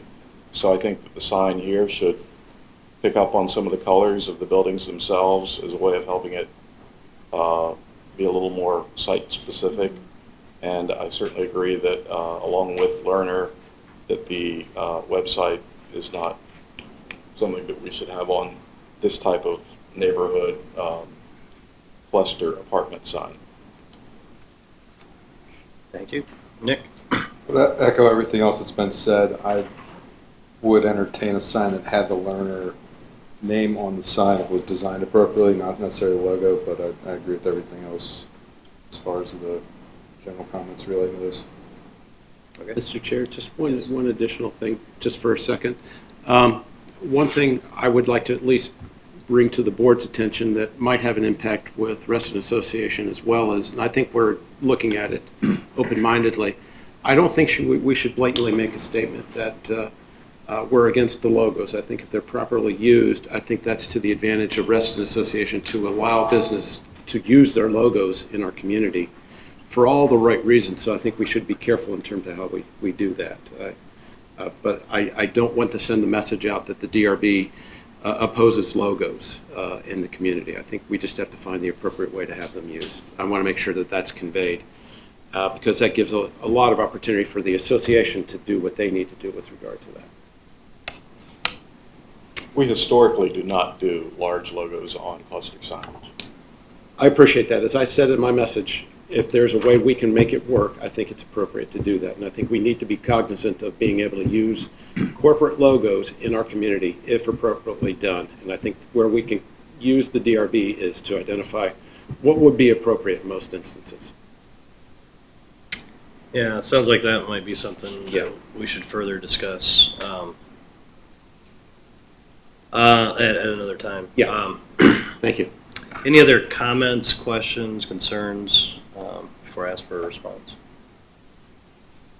The only other thing I want to add, and I know that this potentially may not have any bearing here in this room, but I think it's noteworthy to mention, at least I feel responsible to mention. The sign, this is part of a bigger master plan. It is a brand for the company that they have rolled out at all of their residential properties. So, it is an identifier. They're all, the same format representing, the learner brand and learner communities. And I thought that would be noteworthy to mention. Sure. I think you'll hear that people will say that Reston isn't like everywhere else, and so we don't Right. necessarily want to be like everywhere else. Right. And that's what makes Reston different. And so we're when people install things without getting an application, it always puts us in a tough spot. Yes. It puts you in a tough spot, and so I think we appreciate that, but we also have to look at it as if it's a new application. Mm-hmm. And so, we understand that this probably puts you in a tough spot, but puts us in a tough spot too, Right. so. No, I understand. Can we discuss some options potentially as far as, revisiting some changes? The backlighting, I mean, I could potentially present to the owners that, we remove the backlighting and go back to the ground lighting if that is, the biggest, concern. I understand the logo, I understand the website, and we can certainly, take that back to ownership as well. But again, it is part of a, company brand. I think in general, what we try to do is to not have signage in Reston or limited signage. And we certainly don't want signage that identify a residential development to be an advertisement. Mm-hmm. And I know what you're saying about you want to get your name out everywhere you possibly can, but that's kind of contrary to how we do things around here. We'd rather it be more subtle Mm-hmm. and to say that this is the Springs Apartments, Mm-hmm. and not make it a commercial thing. Okay, 380 units is a lot of units. Mm-hmm. It's still residential. Mm-hmm. If this, we had a similar sign for a church a couple months ago, Mm-hmm. and it was the same issue. We just felt it wasn't appropriate. It was backlit, internally lit, whatever. And I think that's the message we're trying to get across, that I don't think, as much as you like this sign, I don't think there's I'll anything. be honest with you, I don't know that it's my favorite sign, but it's, it's the corporate sign. Yeah, so. no, I understand that, but that's, this is our, I don't think this particular sign in my mind has very many redeeming qualities. Mhm. So I would suggest that in a motion that may or may not come here soon, is that you go back and redesign the sign Mhm. and listen to what we've said about logos and websites and too many words and, all this kind of stuff. And, we're always looking for things that are beautiful, and I think your old sign was beautiful. Mhm. And I think Neil's comment about having it have a color that at least responds to the buildings that are there, the stark white and sort of battleship gray literally have nothing to do with the architecture that's there. Mhm. And it's just, if you haven't thrown that old sign away, you might want to think about getting it back out there, but it's probably long gone. I think it is. I think it was long gone before we got there. And the other thing I think Neil pointed out, all the landscaping's disappeared all of a sudden, and it's sort of on this barren hilltop that isn't helping your case any. Well, I think that I can tell you that Lerner spends a lot of money on landscaping. Yeah. Landscaping is always very, very important. I can tell you, I believe we lost a lot of the landscaping primarily at this location when the sidewalk was installed. Mhm. There was a berm, there was a lot more landscaping that came out when that sidewalk was installed. So, landscape-wise, I can tell you, Lerner invests the money in landscape. Yeah, no, and I appreciate They like color, that. They like plush. I think when you do come back, a landscape plan to go along with it would be of great benefit. So we see what your intent is. Sure. We certainly have approved very simple signs. Good design does not need to have an arch top, and it doesn't need to be Right. lots of crazy stuff going on. And I know Bozzuto has their logo on some of the more recent signs. I'm pretty sure it does. Mhm. We can look at that. To me, this is just simply a matter of tweaking. Well, it may need more than tweaking. That sounds very minor. The fact that Lerner is the boldest, largest, most visible thing here, and that the name of the complex is secondary. We understand that that's a brand, that people might want to live there simply because it's a Lerner property. But from a community aspect, all of Reston, we're trying to give neighborhoods an identity that's primary, and the branding is somewhat secondary to the neighborhood itself. So just kind of reverse those proportions, get rid of the backlighting, get rid of the website, minimize the areas where you're trying to do the corporate logo, maximize the areas where you're trying to give the name to the neighborhood itself, and maybe come up with some more landscaping. Just it would be easy to just turn this down because I think but to give you some direction so that you can come back with something that can get approved next time. Hopefully that's giving you some assistance. Maybe No, I some appreciate it. different materials too, just in the sign makeup. But if you look around the neighborhoods, you'll be able to see some other samples that you can use as a guideline. So Just had another comment. I'm not particularly sure if you have additional signage on the property itself, like where you park and for you, potential tenants and stuff, but that's something to consider to be consistent when you're thinking about that. I agree. And the one thing that I haven't mentioned is, and I'm assuming that you guys, your entire group has been involved, but I do know that we've got our development group. I'm not sure if that's the exact name, but they're working right now with Reston Association on plans for a facelift of the community, and eventually it would all tie in together. I do believe that Bonnie Polisi was in here maybe a month or two ago in regards to presenting what the potential plans are. So eventually it will all be cohesive. Unfortunately, this part was just a piecemeal in advance. Okay. was that last meeting? One last small comment. Yes. It just looks a little big too. I mean, there's a lot of white space on the sign, and a lot of times that's a good thing, but I haven't seen anything. I'm having a hard time understanding the scale a little bit. Maybe it's just all a little big, just a comment. I don't know that we have dimensions. I guess we do somewhere, but. We do. I think On the first sheet. the sign portion itself, the white acrylic section, is 7 foot by about 4 foot. The entire sign from pillar to pillar, I believe, is about 9 feet and just under 7 feet tall. So I think sign-wise, I don't know that it's any larger than any other type of sign for this type of application. I know that some of the signs we've approved on North Shore Drive, for instance, are not quite this tall. At least I don't remember them being perceived this tall. This, like you say, is 7 feet tall. That's, Yeah, I think these that are relatively low-speed streets, or is this, I mean, trying to be proportional to, It's 35. to me, it doesn't need to be, anyway, enough said enough for it. Colts Neck? The Colts Neck?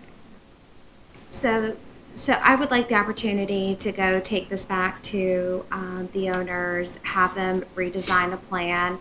I'll be honest with you, I get it, but this is a $23,000 investment. So if we can work, with ground lighting and potentially redesigning the face of the existing sign, that would, help cut down on some of the costs.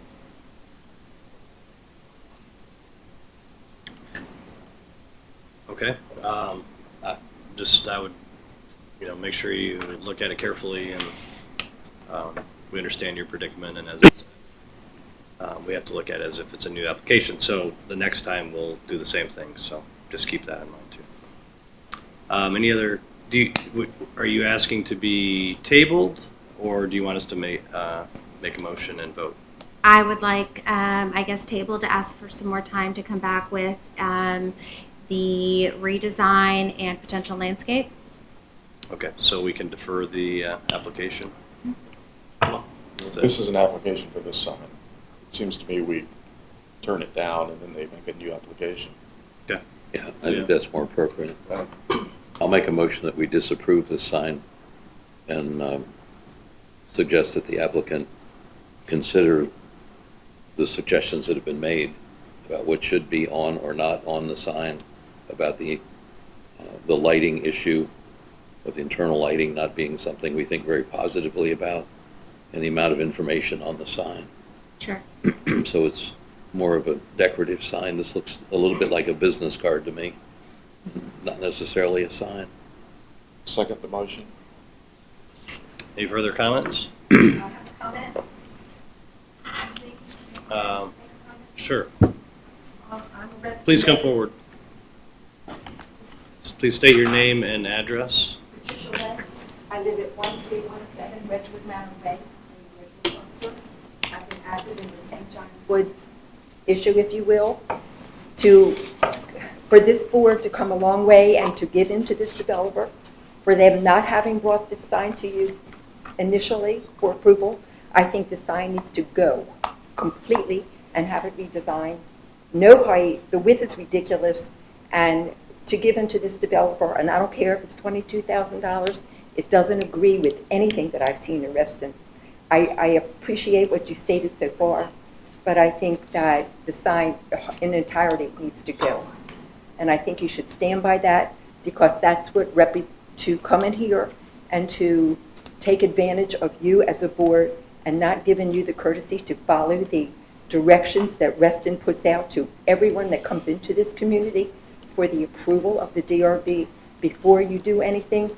$22,000 is the price they have to pay. Thank you. Thank you. Well, our motion is to disapprove this sign. That's right. All right, any further comments? All in favor? Aye. Opposed? Abstain? All right, thank you. Thank you. All right, number 5, sidewalk projects. Please come forward. State your name and who you represent. Hi, I'm Tim Conley. I work for Fairfax County Department of Transportation. I'm here regarding two Glade Drive walkway projects that we're currently proposing. One's between Middle Creek and Glade Bank Way. It's 600 linear feet of sidewalk. There's it's just a goat path out there now, so you can tell people are using it, but let me flip through here. So the limits of this first one, Middle Creek to Glade Bank, and then here's just a aerial of the west end of the project and aerial there of the east end. And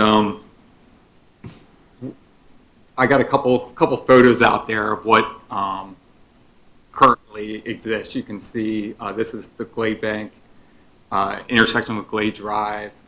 We have Glade Drive looking westbound here, and Glade at Middle Creek here at this intersection. The let me go back there. Sorry. The design section that we were looking at along this stretch of the roadway was putting in a 2-foot grass buffer strip and then a 5-foot sidewalk, and then we were proposing a 6-inch curb on the backside of the sidewalk to further minimize impacts to the adjacent property there. And some design requirements. VDOT requires a 4-foot grass buffer strip as the minimum.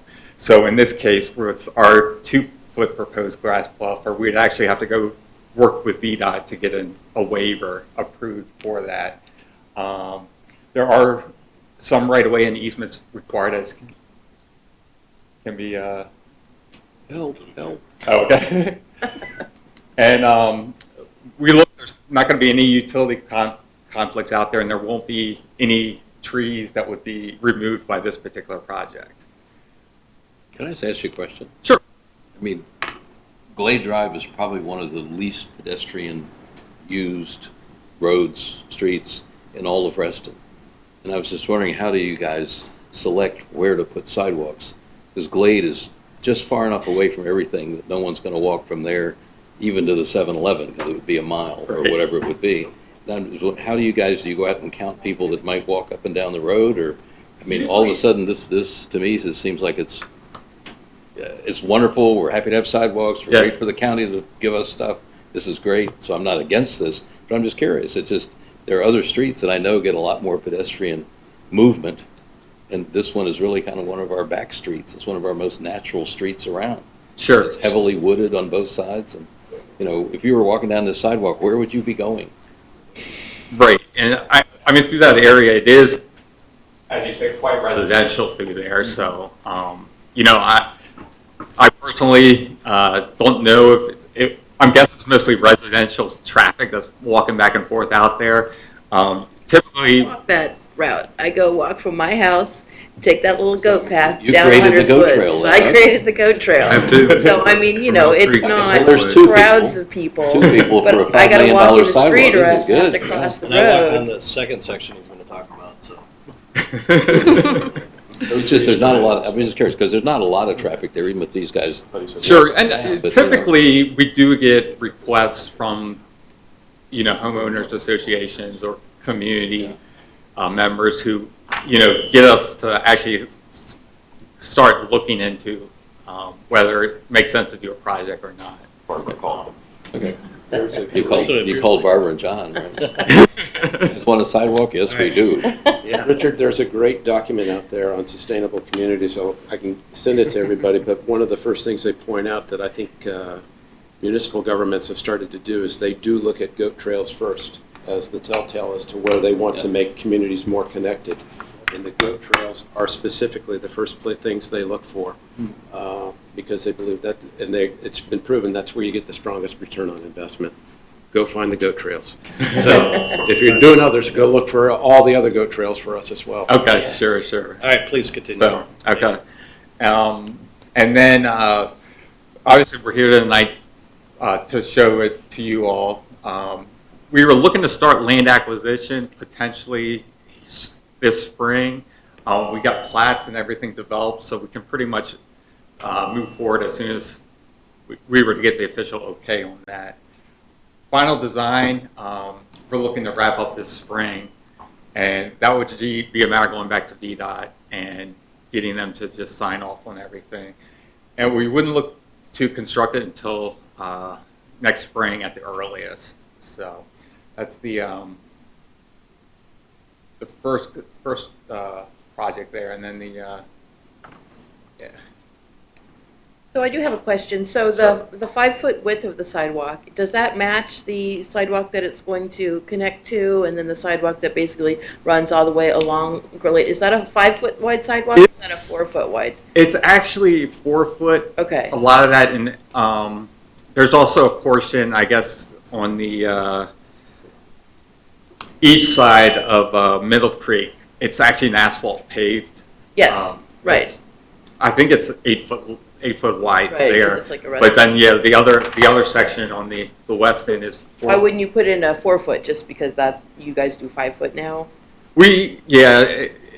That's all driven by ADA now. Okay. 5 foot minimum is. Okay. Yeah. Yep. Not that we're ever going to need them again, but will Reston snow plows fit on this? Will Reston I mean, we're snow- never going to see snow again. I mean, you know, is is Larry here? Yep. Larry, I mean, will you be out there trying to plow this? Say something. Well, is this something that we would end up plowing? In which No. case is we would not? No, this would actually be a county facility, actually, unless it's turned over to VDOT, it's fully within the right of way. I went to the original scoping meeting for this. I was invited down to Public Works to do a look at all these projects. And when I looked at this, when they originally proposed an 8-foot asphalt walkway, so on the east, it ties into, as you referenced, one of our walkways. And then when you get to Middle Creek Lane, our walkway cuts back down through the cluster. We do plow that. And then at the west end, it ties into Deepwood with a sidewalk. So to minimize tree removal and shrub removal on the adjacent cluster, I recommended they go to a sidewalk and then with the VDOT waiver to actually have a slightly smaller safety strip. Okay. So actually I thought that their response was good, but we won't plow it. Thank you. Everything around.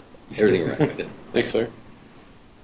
And the county currently doesn't have any requirements in terms of snow removal or any of their existing sidewalks out there, just for the record. So then moving on to the second one, it's Freetown Drive to Colts Neck Road.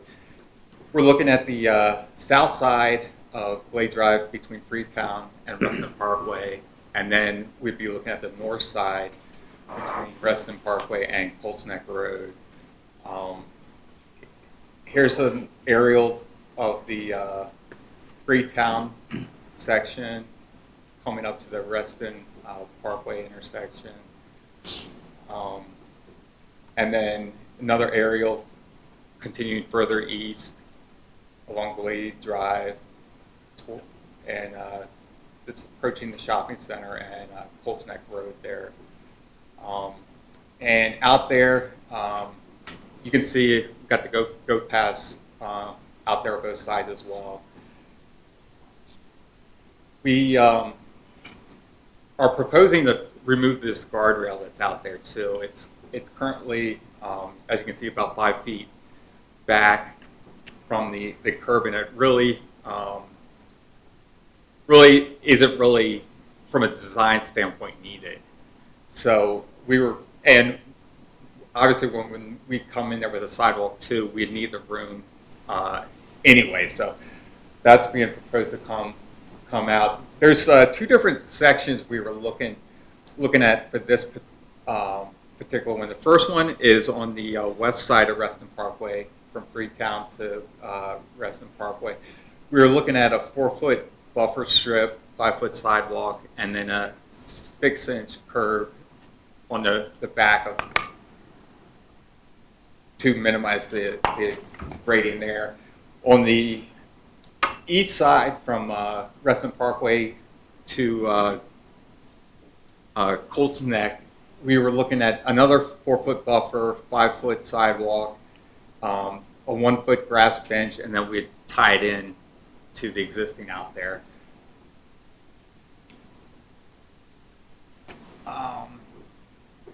Now with this particular one, we looked at going with the standard 4-foot buffer, primarily for safety, to provide additional separation between pedestrians and traffic out there. The right-of-way and easements are going to be one big thing we're going to run into out there, because we're going to need along the entire length of the project in order to construct it. As I mentioned earlier, we were proposing to remove the existing guardrail. And then the one big, well, no underground utility complex with this particular one either. It would just be a few vaults that we need to relocate into the buffer strip. The big thing we are going to run into is the trees out there. And we know that, and we looked at it.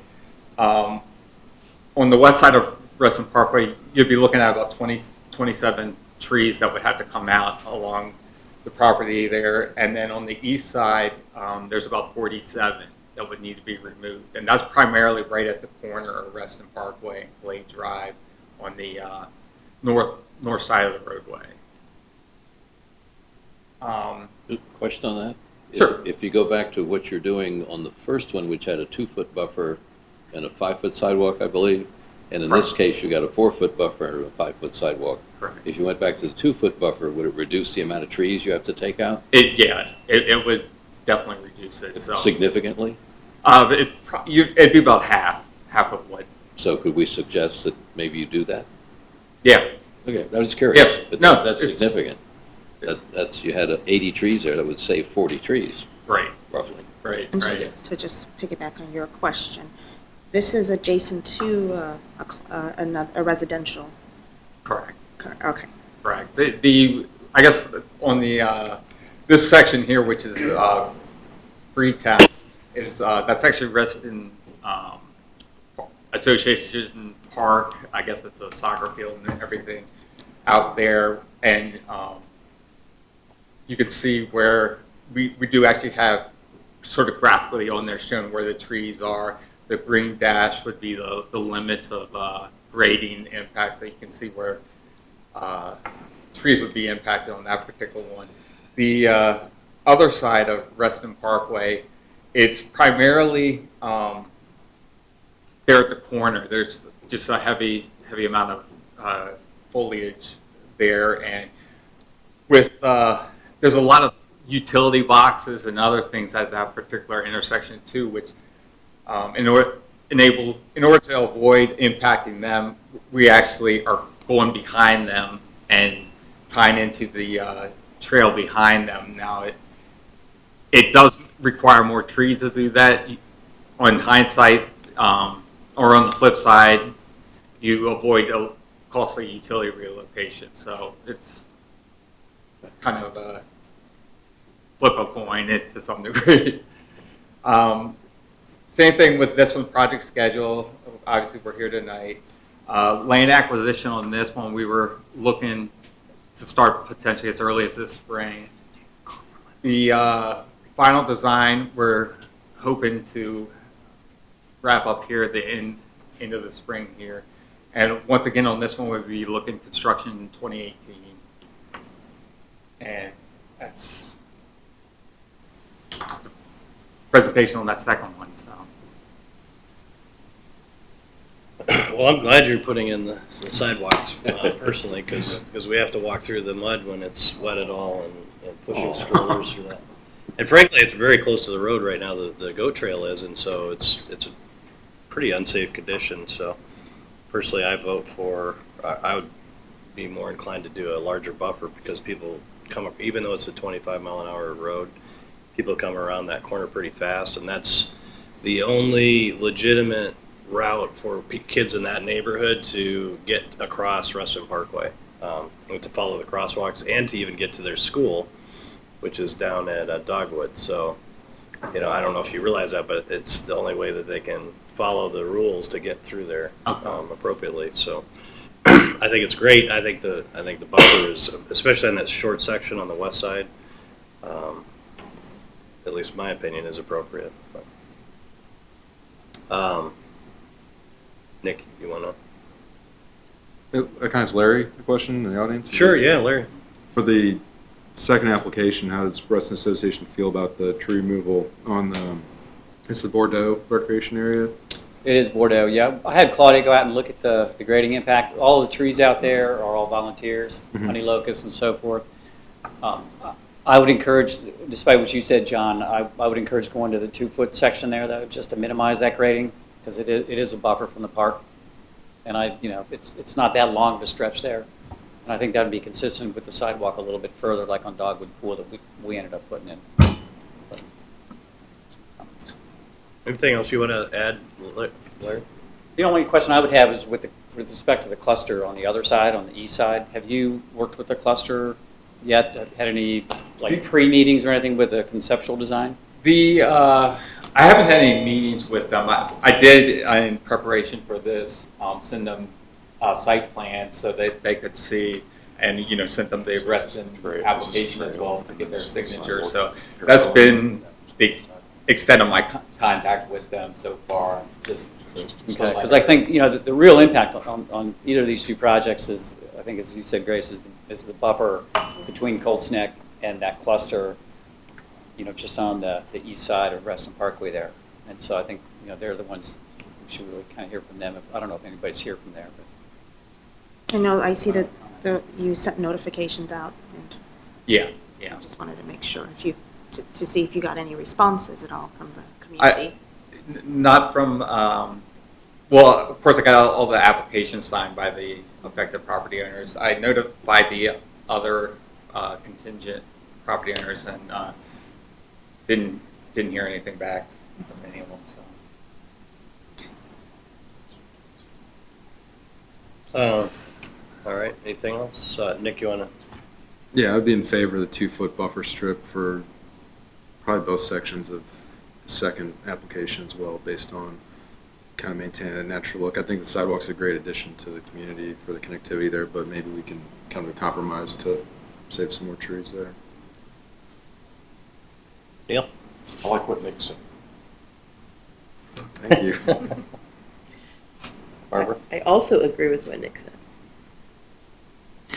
All right. I don't agree with what Nick said, but I already said that earlier.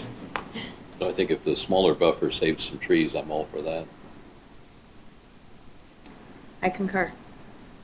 One of the things when you originally came in that we talked about was potentially looking at a trail that went through Bordeaux Park versus a sidewalk along the road. I remember Neil saying, "Wow, that's a great idea." Did you consider that at all? I know that's a little different project than what you're proposing here, but did you look at that? National Association project. Yeah, I personally am not aware of any, I'm sure it's within the department, someone's probably looked at it, but I'm not aware of any of the studies or anything like that. I guess that gives me the opening to say what I usually say when we have these sidewalk discussions, that to me it's always been pretty cool about Reston that you don't follow the roads. You take off on these trails that go through neighborhoods and trees and find yourself eventually at the village center. And unless you've got one of those handy-dandy Reston maps, you may not know how to get from here to there because it's not always intuitive. And so the goat trails pop up because that's just how people expect to move. And so I'm always, in the past, have been really cautious about encouraging the loss, especially the loss of the tree buffers, when we have a trail system that can get most people to where they're trying to go if they know how to use the trail system. But after many years of looking at this, I've concluded that, especially in these high population areas where you're near commercial establishments or where Barbara might be out walking, we need some sidewalks just because people are just going to continue to do that. But where we do have the opportunity to have a trail network that makes Reston a more interesting way of getting around, it's still very walkable. The walkability is, as Ken was saying earlier, a huge focus these days. We hear about it in our work, at least. But I would still encourage us to be thinking about our trails and not just resorting to street side sidewalks for all of our solutions. Okay. We don't have any affected parties, right? No one has registered. Okay. Any further comments from you? So, no, I mean, I guess we're fine doing the design with a 2-foot, 4-foot. It's, obviously we realize trees are always going to be a big concern. We run into that all the time, so,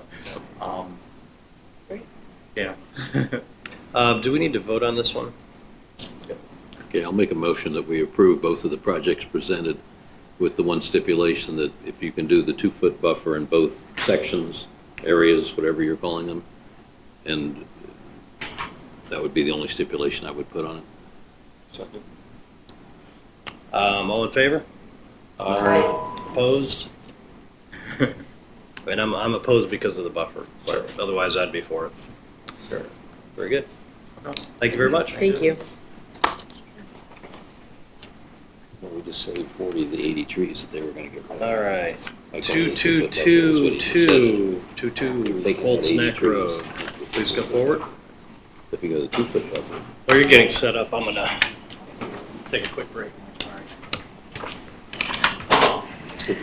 No, that's what that says, but that has the 4-foot buffer, 2-foot, that section. So he just says, if you go to 2-foot buffer, it helps.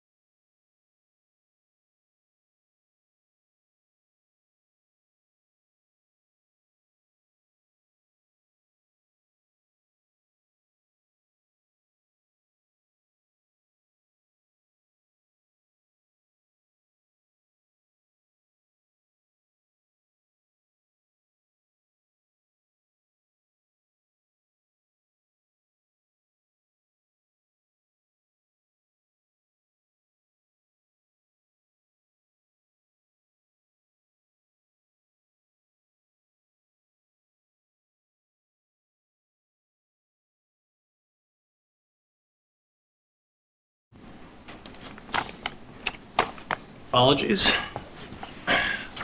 Good evening. Please tell us who you are and who you represent. Great. Good evening, Mr. Chairman, fellow board members. My name is Jeff Sertosimo. I'm with Atlantic Realty, representing the ownership of 222 Colts Neck Road. I'm accompanied by Steve Ruiz of Moses Architects, Kevin Tankersley of Urban Engineering, our landscape architect, and Mark Looney, our counsel back there. We're here to present on action items for landscape, site lighting, and two minor requests from our original overall approval on windows and venting, which we'll go into this evening. A quick backstory is that about 99% of the plans that you'll see tonight have not changed from your original overall approval, as well as rezoning approval. Due to, we have spent countless hours with our neighbor to come up with a agreed upon design that really creates this project to be not just a project, but a part that blends into the community, but also accents the community. So we're really not changing much to the plan that we're going to be presenting on tonight. We did meet with our neighbor previous to this meeting to reconfirm our commitment to the plans that we've agreed upon. But tonight we're here just to present some details on the plans and answer any questions that you have from the plans that you've previously seen before. Now, I guess we can start with landscape, and I'm going to turn it over to Kevin with our landscape architect. Yes, good evening. My name is Kevin Tankersley, landscape architect with Urban Limited. You have seen there's a fairly full landscape, hardscape package that was submitted to you all, so I'm not going to go through every detail, but I did want to comment on a few of the highlights. As Jeff said, that this has been really a refinement and evolution as we moved from the special exception through the site plan and the architectural plans and nailed down all the details. And it maintains largely the same design concepts that were started back in the beginning of the project some time ago. The plan that you have up before you is sort of an overall rendering, and it has Colts Neck Road on the east and Reston Parkway to the west. It has sets up essentially a series of garden courtyards within the building that have fixed and movable furniture and hardscape elements such as seat walls, benches, planters, and so forth. There is the eastern courtyard, which is on the left in this picture here. The central courtyard, which is actually in the breezeway underneath the building and extending out to the back with connection down to the trail. And then the western courtyard, which is one down, which has the drop-off to actually the memory care area. And then on the very west of the building is the memory care garden, which is an enclosed, secure space for folks that are in that portion of the building, and has some special design considerations for it. The memory care garden includes a pergola and sitting area, and in the center, and the round shape at the bottom is a bit of a butterfly garden and a gardening area for the residents to use that has raised planters so that they can do their own gardening as part of their life there. And that area is actually a secured area. It does have the walkway that it goes from the south of it out to the front, but that really is an egress-only walkway. It's a secured area. And then as part of this along the north, there is the trail and the Life Trail fitness stations, which were selected that actually are for an older population.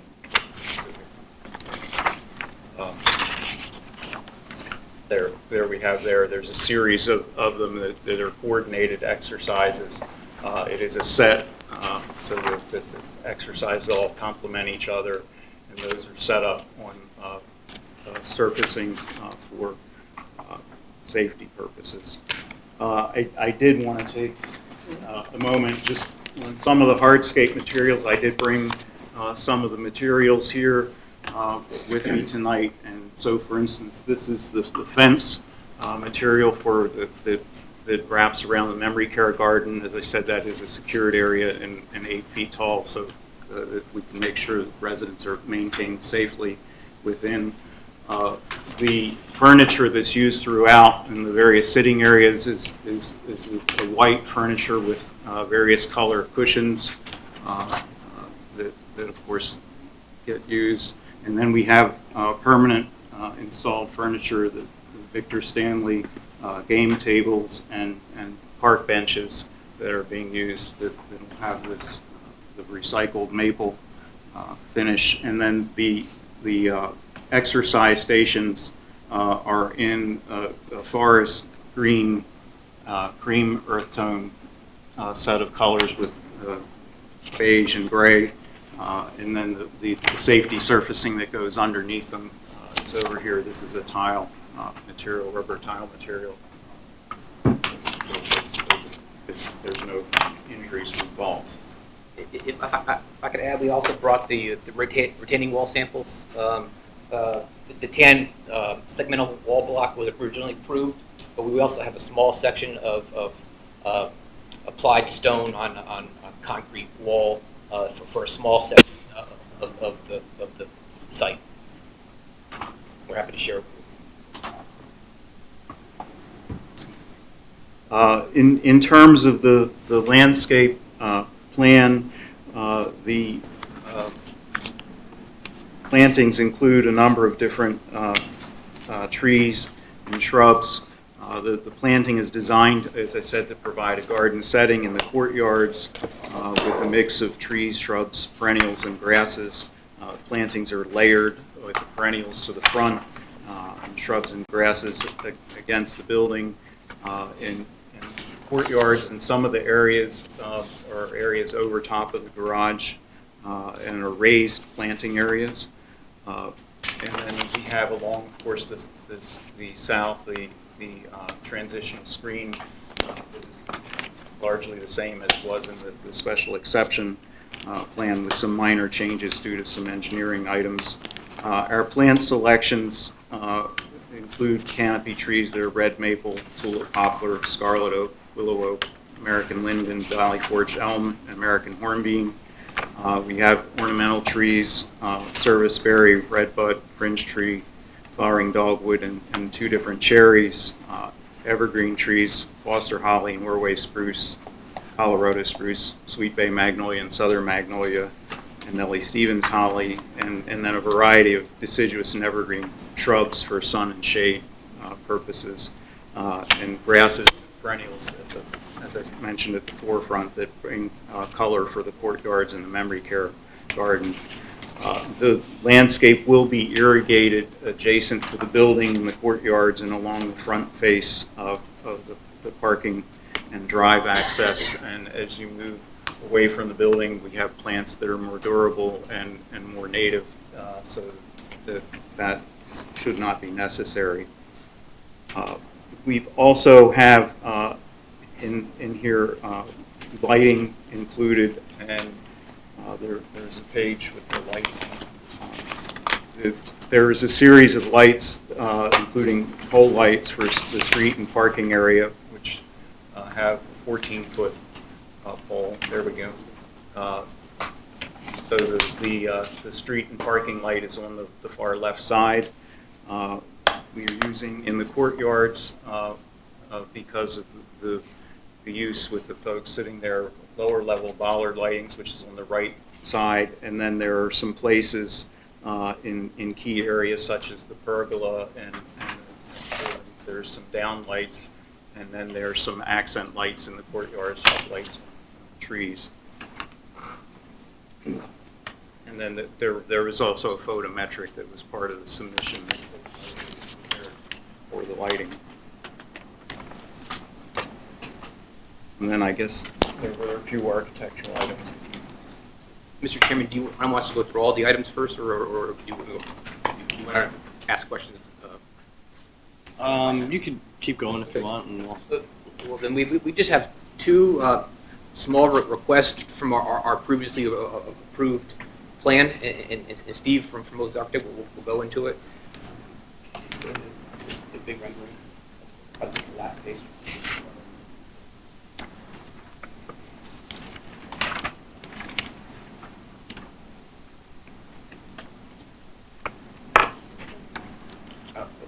The color was big.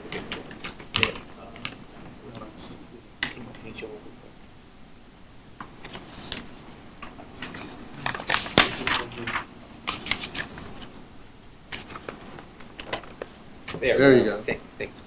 Our apologies. All right, there's a couple issues that come up, and I'm taking this design and really making it real.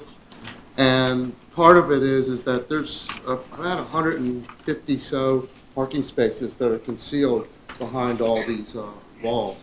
And originally we were talking, or the original plan was to put segmental walls going all the way around. Now, this area you see here where we're changing and where we're going to the applied stone to the concrete wall is actually garage. So behind these new vents we have up there, they're actually the air vents to keep the air, carbon monoxide from building up and stuff like that. But it had to be a concrete wall. It was the only way to create the parking garage. At other areas, there's a double wall where we could use a segmental block. Unfortunately, we can't use a segmental block on top of a concrete retaining wall. So that's where we came in with this the stonework stone veneer that matches somewhat in color, but it's a little bit different in shape going around there. We feel this is appropriate change, and I think it's a good one too, because otherwise we'd have that same segmental block going all the way around the building. Now we have a little bit variation. The venting, of course, is a reality that we have to vent the garage. And we actually changed the color of the vents. Instead of being that whitish look, we took it more to the, what's it called, the sea haze or the siding color to make it disappear a little bit more rather than being the stark white. That's about it for that one. The other issue was the windows. The windows in your approval said that they were casement, double hung or casement, which was a little, I didn't understand that part since there's no casement windows, double hung windows on the project. The casement windows, again, we have seniors in here, assisted living, average age probably 82 to 85, and independent living, whose age is about the same average age as their assisted living. The casement windows and the turning knobs are a little bit of a operation issue for them. And the other issue too is we got to block it so there's only a 4-inch gap so people can't get out the windows. The slider kind of solves that problem because it has an integral stop. We can set it at any size we want. For some of the independent living, it may be free so they can open and close it. On their assisted living, they will be limited by licensing requirements to 4-inch opening. So the slider also seemed to match the architecture that was there before, which was casement, which means there's a vertical line crossing through the window rather than a horizontal. So that was the change. It's still the same colors, still the same materials. And we haven't changed any siding colors, brick colors, roof colors, or anything from the original approvals. So that's about all I really have on this. Okay. Anything else? No, but All right. Answer any questions you have. Sure, thank you. Let's see. Ken, do you want to start just in case you have to leave? No, not at this time. Thank you for the presentation. I don't have any issues with the changes that you're making. I do have some questions about the landscaping proposed, and that's to see if you can look into some of the suggestions from RA Larry Butler. Actually, We are in agreement with his suggestions, Okay. number 1, 4, and 5. On numbers 2 and 3, I'm going to offer different substitutes than what he suggested because the plants that were suggested don't quite meet the goals of what we were planning. On the bamboo item, we want to replace that with a native shrub, arrowwood viburnum, which Okay. will give us a much more deep green color, which is what we were after in that location. Those are inside the memory care garden. And then also the Nandina is inside the memory care garden. The selection was a very dwarf plant. The dwarf We Nandina. needed a very dwarf plant, so I'm going to suggest we use Virginia Sweetspire Little Henry, Okay. which is a cultivar of the native plant that is also a very small plant. Thank you. I had a couple of questions. Starting with the landscaping, I mean, you guys are packing a lot of landscaping in there, and that's fine. I did have a question about the light fixtures. I was out there this afternoon, and down on the trail, they have the shoebox fixtures. And I think it would be more appropriate if the light fixtures you guys have, because it all connects one way or the other, if you continued that kind. It looked like they're on 12-foot poles, or light fixture about as big as your computer over there. But they're all down lights. They're not the kind of carriage light that you guys are proposing. I think I would like to ask you to think about that. The planning, I mean, the whole site's going to look like an entrance feature, which is, I guess, okay. Relative to the architecture, some of the concerns I have is we've gone through this. It started in 2007, which we were all children back then, right? But it's gone through a lot of different stages, and one of the plans in 2008 did have double hung windows. This one right here was done, LeMay Erickson did that one. And what I see we're losing now with this version is a lot of the texture and contrasting materials you used to have. And it's like it's getting so simplified that now on the, the north side, it's almost all the siding. And the difference that we approved back here was a much more contrasting textural. The stone was rougher, the brick was rougher, the siding in between before you got to the little 5th floor up here was darker gray. I mean, the rendering we have here, it's like, it appears like it's almost all the same color. So we've lost a lot of the detail, and I think going to sliders, I understand why you're doing that. There is no detail on that back side. I mean, and now all the other materials, the brick and the stone wall on the retaining wall, have all kind of slicked down to where we've lost all the texture you had 8, 9 years ago. Okay, 10 years ago. Oh my Lord, 10 years ago. Okay, and I hate to see that go away. And it's not just the windows; it's all this other stuff. It keeps getting stripped and stripped and stripped and stripped. So I would just like to point that out, that I'd like to get back. And I think the last time you guys were here, we said as long as all the materials, blah blah blah, match what was part of the original proposal, then we're okay with it. And I see this as it's changed a lot. I have to have you go back a slide. I think that was a help. Okay. The rendering is a rendering. I mean, I understand that. It's not real. Or it's as real as we can get it, I guess. The siding color, the stone, it's all the same rough texture. None of that Okay, changed so the siding at all. is basically gray. The like siding like is the same here. color. This is as going it to was be way before. grayer in here, and then it's. Well, that's a different color rendering, but we do have the sample board. Okay. I mean, my point is, we don't have to get crazy about this, but No, but the original building, when it got approved, we had meeting after meeting after meeting after meeting, and we finally came around to approving it because it had a lot of texture to it. It was a handsome building. You had the contrast between the base, which was good solid stone, and a good-looking brick that was, kind of rough. It wasn't just a slick brick, and the siding up top, and then, I mean, the overhangs. I mean, in the rendering that you've got here, and I know it's because of the angle you're looking at. You don't see any of the roofs. I mean, it looks like it's all flat roofs, but that's because of the angle you're looking at it. As you get a little bit further away and look, you'll see some of the shapes of the roof. But it just looks so simplified, and I hope we can get back to where the materials we approved in 07 or 08 are back in here. It's the same materials. That's what I'm trying to Okay, say. I just want to be reassured that. They were, Let me- they were proffered, and, Okay. and they've been blessed by our But neighbor. if you look at the brick, it's an extruded brick. Yeah. With all the same textures. And then Okay. here is the, It's just if it's all one color, I mean, this rendering I keep going back to, texture was created by, okay, if it looks like that, then we're okay. this is what it really looks Okay, like. that's, And then the other one, which I'm only. but everywhere we're seeing brick on that rendering, that's what we're getting? I'm sorry. Everywhere we see brick on that rendering, that's what we're getting, is what you just showed us? Yes, yes, sir. Okay, all right.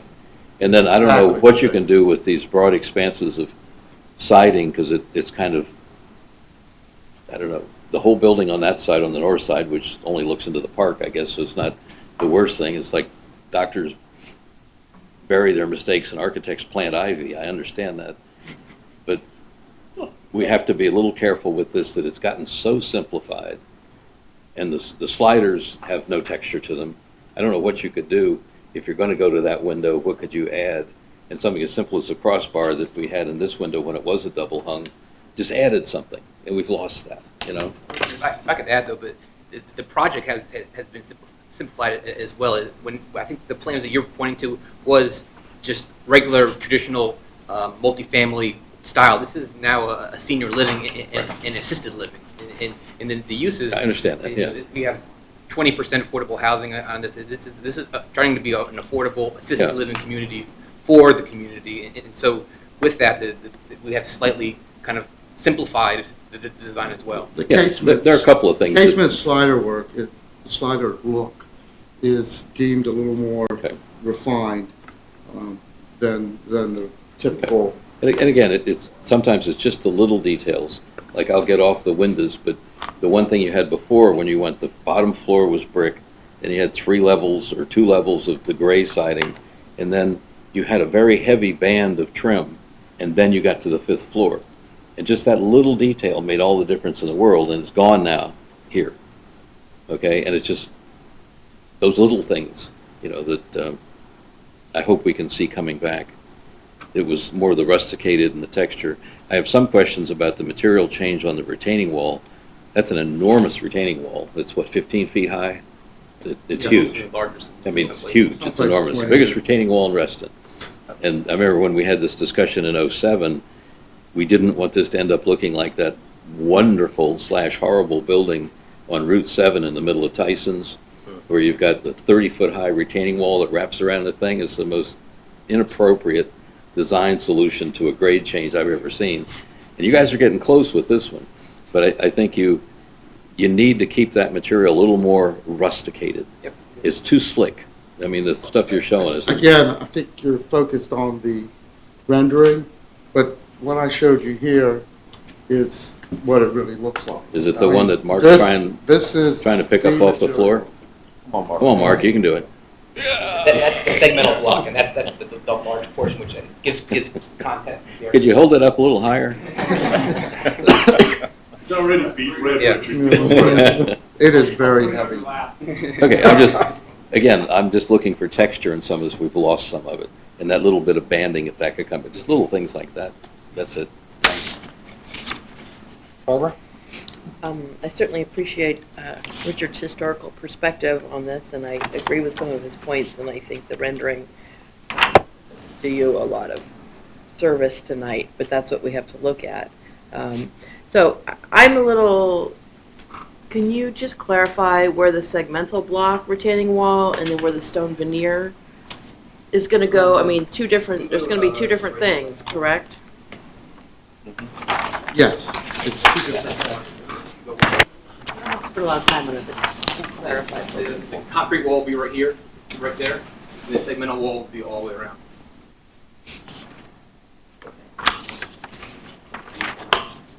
Oh, I got it. So this is different than that? Yeah. That's all I have right now. I may have more after any affected parties. Neil? So the concrete wall needs the adhered stone because of the large vents? For the parking garage, yes. And then once you get past that part, you're going to the segmented block because you don't need the vents anymore? Correct. And the segmental wall was originally approved. Do we have an elevation that shows how the vents, I know they show up in the rendering, but have you shown us previously how they actually fit into the wall in terms of size, dimension? A little hard to tell. I mean, are they like 8 feet square, 9 feet square, 10 feet square? They vary in size from some are about 5 by 7. There's the larger one at the corner that's about, I think it's 10 by 5. But we do have a detailed drawing that can show you all the sizes.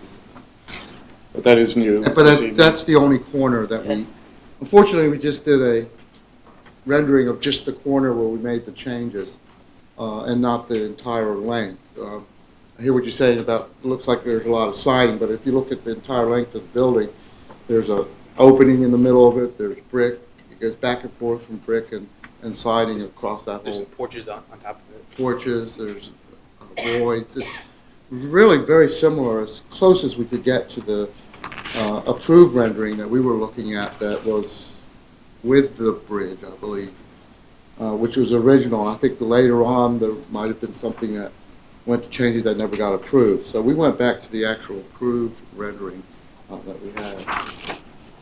And back to still asking about the ventilation.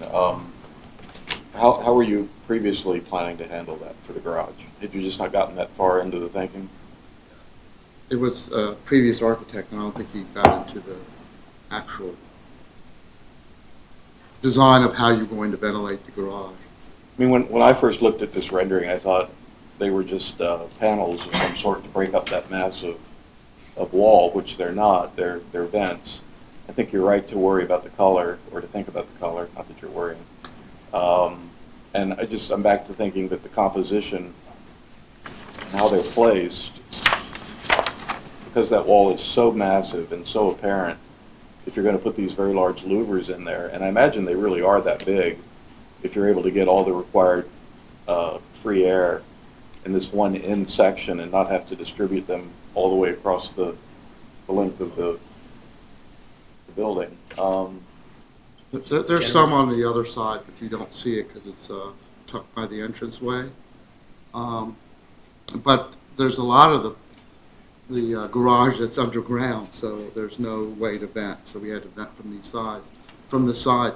And the vent sizes and locations also coincide with the parking spaces within. So it's an apparatus. It's not just a vent that goes through. There's actually a powered air system that's flowing through there that turns on when the CO goes up and turns off when it's down to keep the temperature controlled.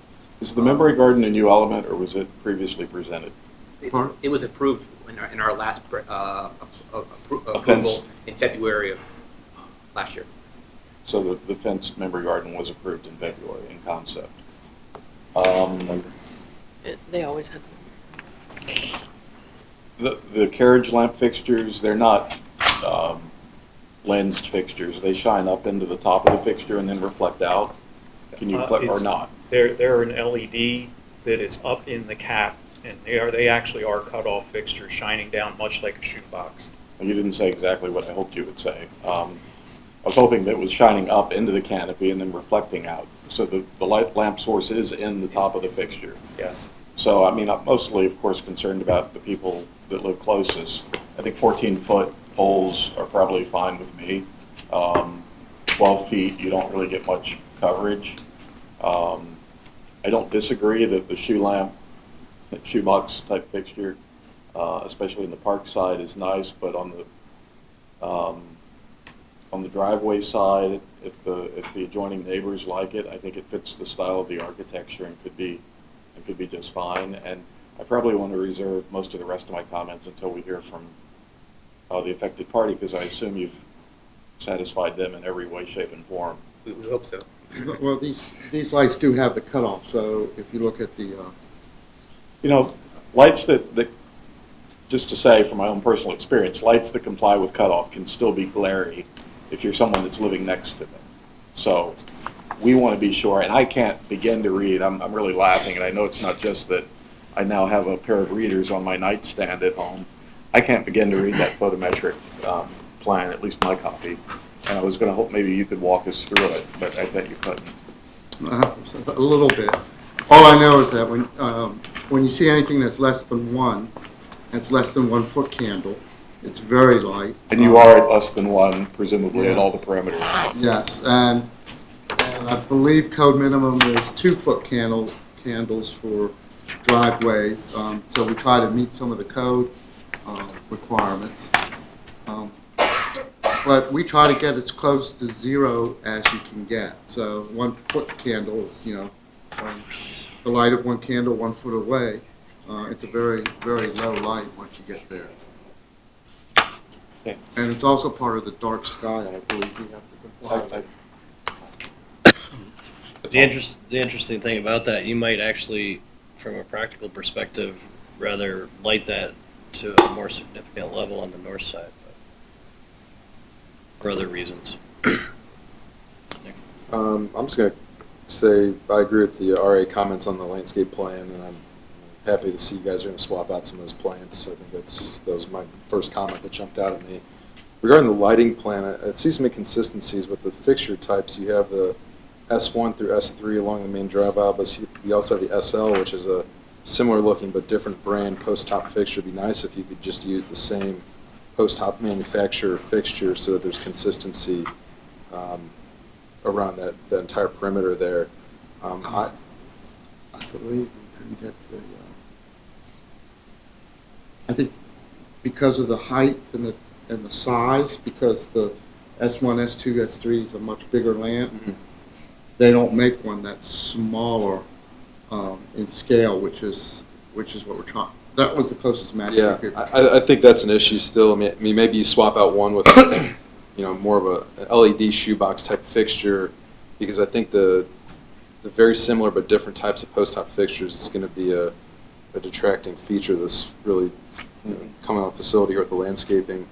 And I like the S1, S2, S3 fixture with the downlight. I think that's going to be beneficial being close to the units there, because that light won't be as intrusive reflecting up and into windows perhaps. So I think that might be more of a benefit there. The photometrics are probably the best. Yeah, I think the light levels are appropriate for here, for the drive aisles at least, and sort of encourage consistency with the post-op fixtures. We can look into it. Yeah, we'd be happy to match the shoebox along the trail if that's the desire of this committee. But we do think that the theme, the family of the remaining on-site lights is a nice presentation to match the architecture.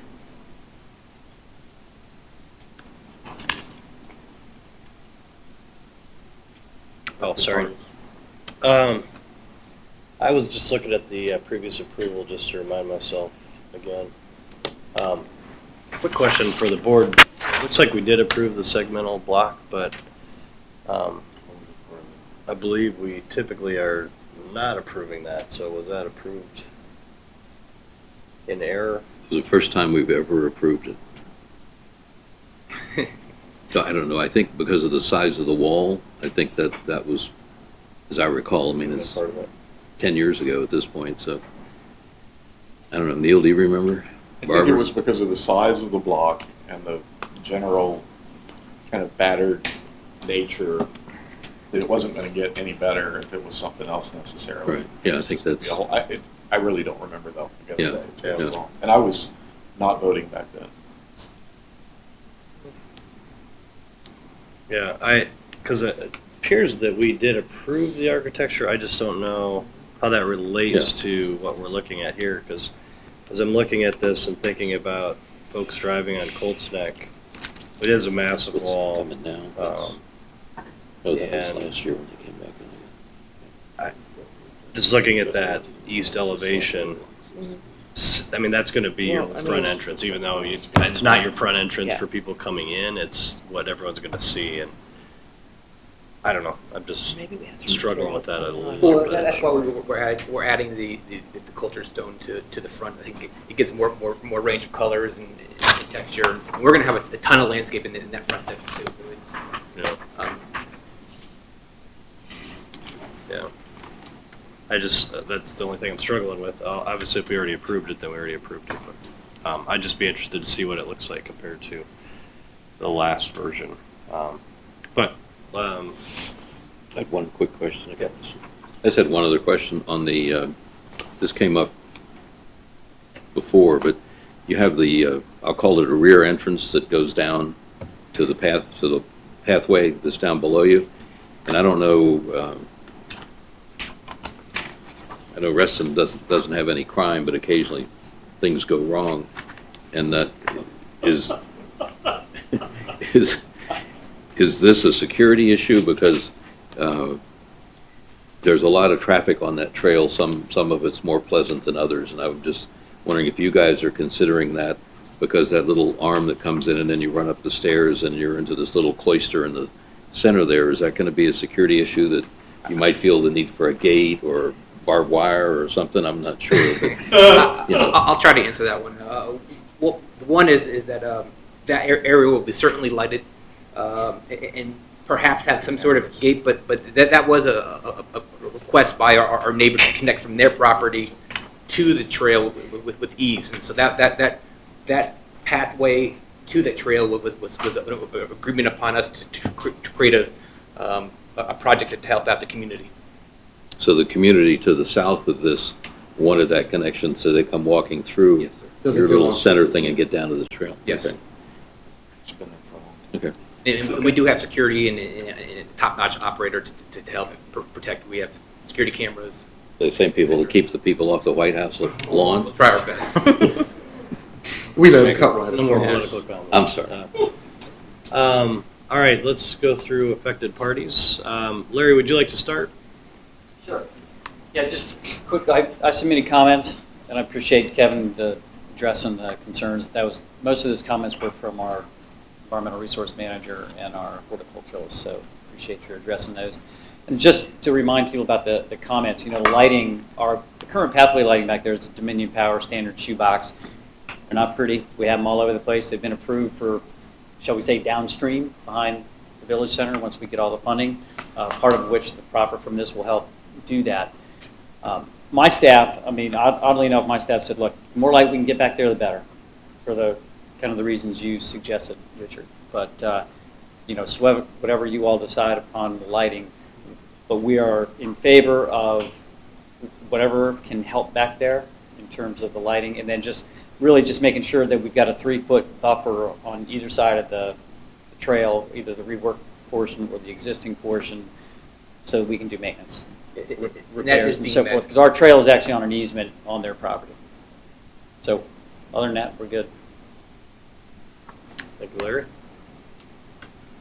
Let's see, Lucy Renault or No, John she's Farrell? just John. Yeah, really. This gentleman here. Gotcha, okay. John Farrell. John Farrell, this man right here. He's sitting right in front of you. Number 3, Ryan Reed. Was Ryan here? I'm John Farrell. Okay. Oh, but Ryan is here. Ryan's here. It's like Yeah. John Farrell is white hair. Sure. Yeah. Oh, yeah, he's affected. Oh, you wanted to talk? I'm sorry. I thought you. I will, but let's let Ryan go. We'll let Ryan go first. I thought you were saying you didn't want to talk. No, no. Sorry. I was curious about the maturity of the trees that will face my unit, because I'm right on the corner closest to the property. You want to know the mature height or what? What the planted height will be. The canopy trees will be 14 to 16 feet tall, and the evergreens will be 6 to 8 feet tall at installation. The canopy trees will grow up to 35 to 50 feet tall over time, and the evergreens will get up into 30 foot range.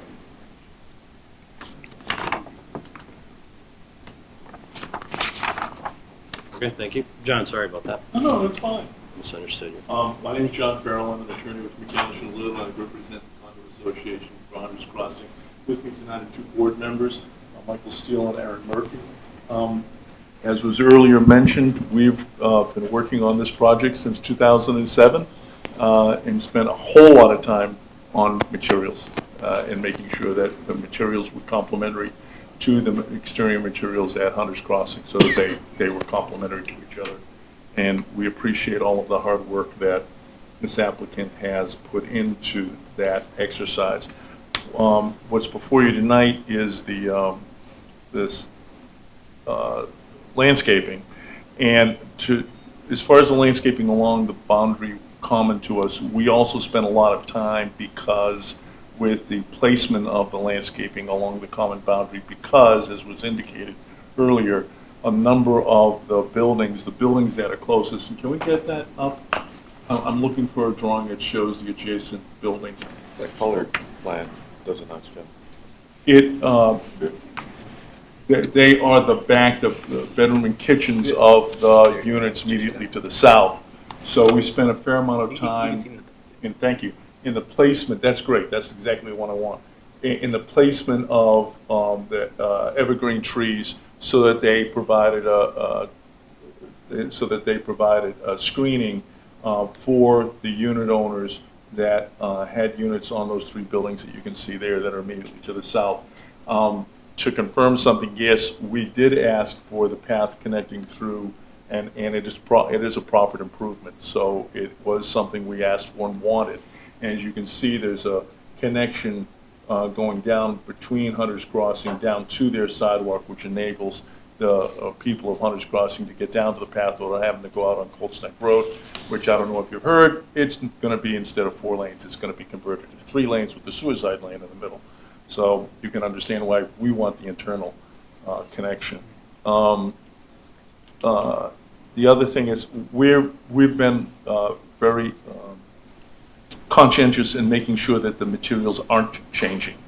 We have them from the original approval. We have reviewed them. With no offense intended, I think there's a limitation on the rendering program that the new architect is using, so that it's not faithful to the materials that we agreed on and that you approved. And so I think that may be contributing to the concern that Mr. Newland is raising. We're comfortable the materials aren't changing, and obviously if we thought they were, we'd be raising noise about that because we spent way too much time trying to find materials that were complementary to the palette at Hunter's Crossing. I think I'm happy to answer any questions if you have any. With regard to the venting that they want to talk about, I think Mr. Roseberry has the right point, which is let's make sure that the coloring of those vent covers does have some kind of relationship to the hardy plank colors. For the stone itself. Right. Right. But again, they are not going to have much of an impact. And the last thing I'll also say is, as someone who lives over off of Soapstone, given the vegetation that is in the RA property here, you're not going to see that corner much. I mean, you're not even going to blink and not see that front corner where the vents have to go. So, yeah, it should be a nice match, but you're not going to read this project until you get much closer to the entrance. So those are our thoughts.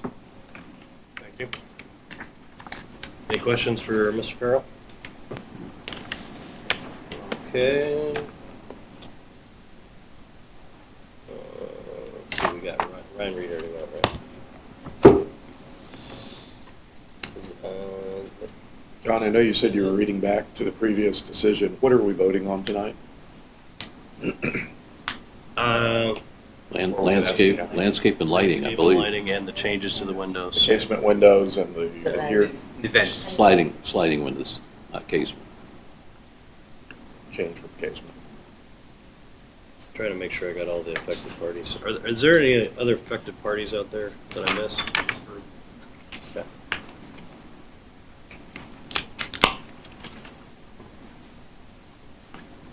So I guess let's go back through. Nick, you want, based on what you've heard, any comments, questions?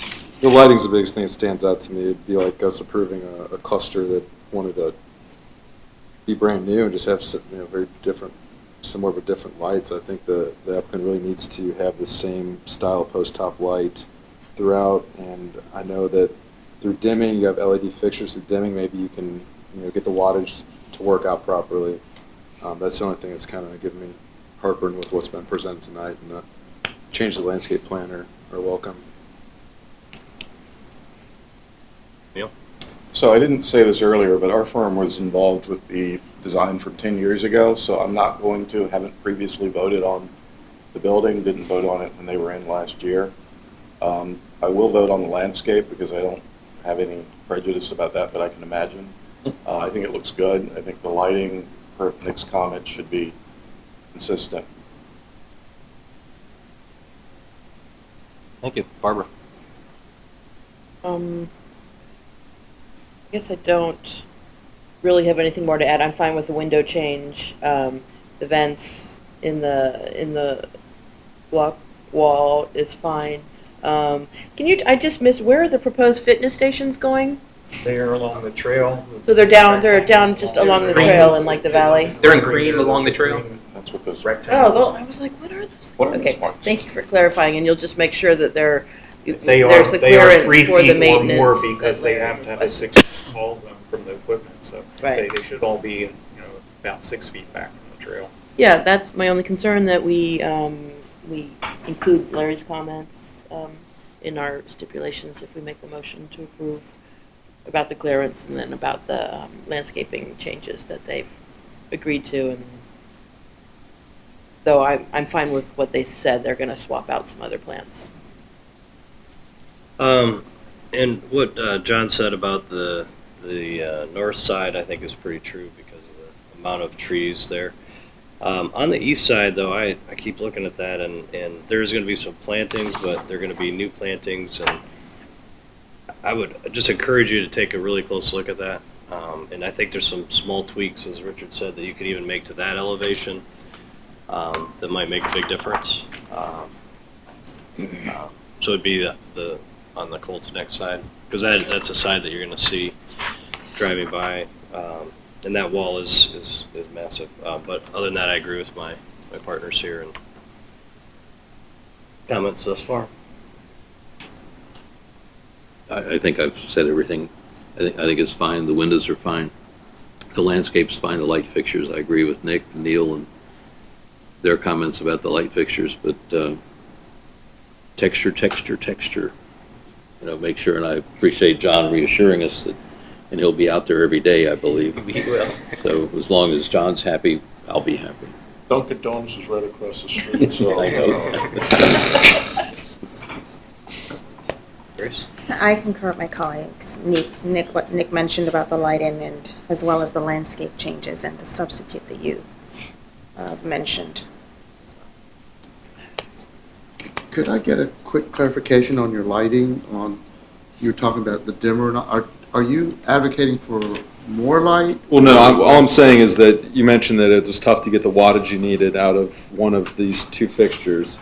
So if this fixture... okay. Yeah, I'm just saying these two don't match. If this is the one that needs to be 42 watts as per this, let's use these, but can we dim the LED fixture down to the wattage you need to get your foot candles to be consistent? I think it's more the size. That one on the left only comes like 18 to 24 inches. The other ones are attached to the porte cochere, I believe, in the front entrance, so they're much smaller. But we'll try. Looks like you have them on posts. The SLs are on posts and attached to the building potentially, so maybe there's an inconsistency with the lighting plan as designed. Two quick questions on the lighting. Is that where the tunnel is on the left-hand side that goes under Reston Parkway? The right-hand side. Right-hand side. Colts Neck? It leads to it, yeah. Goes under Colts Neck. Isn't there a tunnel There's a that tunnel goes under under Reston too? Reston Parkway as well. On the west side? Is that correct? I'm just thinking about you see where the light, and on the other side too, where you sort of stop the lights away from the property line, knowing that you're trying to get to 0-foot candles. And I know that Reston's working on lighting some of the other parts of the path because of the problems there.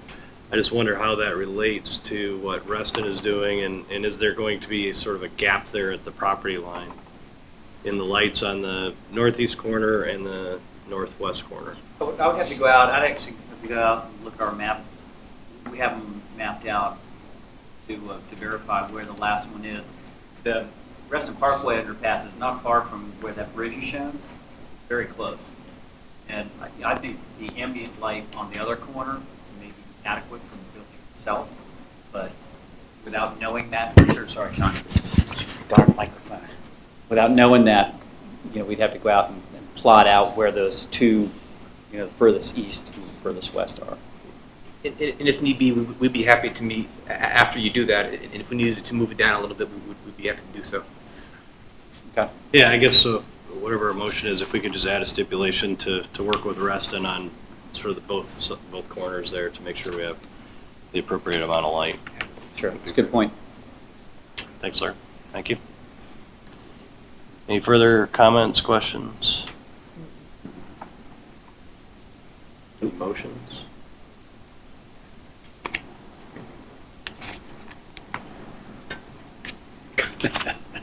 Okay, I'll make a motion. I love the silence. I'll make a motion that we approve the landscape plan as presented, the lighting with the suggested modifications to the lighting that Nick suggested, and the windows to be sliders. Were we going to stipulate the changes requested by RA Yes, for the landscape plan? absolutely. And incorporate the changes suggested by RA. And that's it. The vents. And And the who? The vents. Vents. Oh, and the vents, so that they be an appropriate color to go along with the stone that they're inset into. That it? Was there one, you mentioned one species that you... There were two. There were two. We're agreeing with items 1, 4, and 5, they had said, and then for item 2, the bamboo, we wanted to use arrowwood viburnum instead, and for 3, the dwarf andina, we wanted to use the dwarf Virginia sweetspire little Henry. Is that okay with RA? Those are good. Okay. I'll Can we second add- that. Can we add that stipulation? Yes. too? Absolutely. Yes. So I wanted to clarify one of Richard's stipulations, which we touched on, whether the vents should be the color of the siding or the color of the stone in the garage and the stone wall. I know you presented it as the siding color. He just suggested, and I think I agree, that maybe the stone and just try to make it go away as much as possible. So make sure we all understood that. Yeah. That's not what was presented. Right. Okay. And I just want to make sure you included John's comment about the working with RA, the spacing of the lighting. Yeah, we just included that. That's what he was just saying, yeah. Thank you. All right, we have a motion and a second. Any further comments? All in favor? Aye. Opposed? Abstained? Motion carries. Thank you very much. Thank you, board member. Get concerned with that. Thank you. Look at this. This is what's right approved. It's Yes, not the same building. Yeah, the renderings. Great. This building has so much more character. Card telling. Counting carbs too. Yeah. Does that shirt really go with those pants? I think so. Come on. I've done worse, trust me. All the way to there. Me, I stick to gray and navy blue. I was about to wear jeans today, so this is what you got. Here, I'm standing for grabs. It's not the same thing at all. I'm just curious, so this was, I must have not scrolled down far enough. This That was may be previous application or something. Yeah. The longest in the package, way down. I think that may be the longest one. Previous, yeah. Richard, it's 10 years to get that through here, the longest for any application ever. I think they need to reapply, right? We need to have a reapproval. I was waiting for that to come up. That'd be brutal. 10 years and it's 4 architects. Okay. 11011 Ring Road. Moving forward. We have a couple folks that had to take a quick break, so if you just 1 minute. So go ahead and sign up. And, yeah.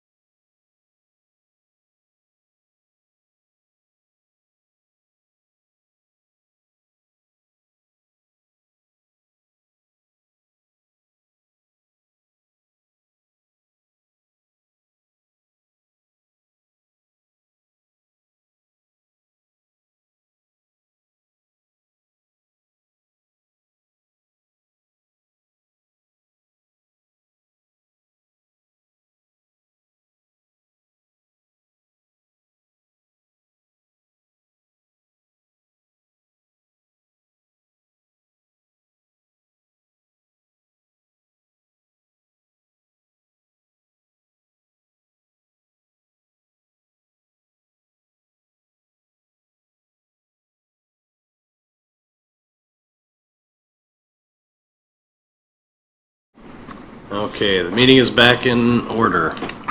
Please state your names and your address or your future address. Ronnie. We also have our civil engineer with us, Mr. Alan. First, I just want to say thank you for your time. I know it's been quite a long night, and so we appreciate that. Just to kind of give you a little bit of an introduction, we bought this property about 10 years ago, and so we've been planning and thinking about it for about 7 years. So we are very excited to join the community and hopefully raise a family. So without taking up much more time, I just want to start off with the site plan that we have, and then we'll... Oh, that's the support for just the...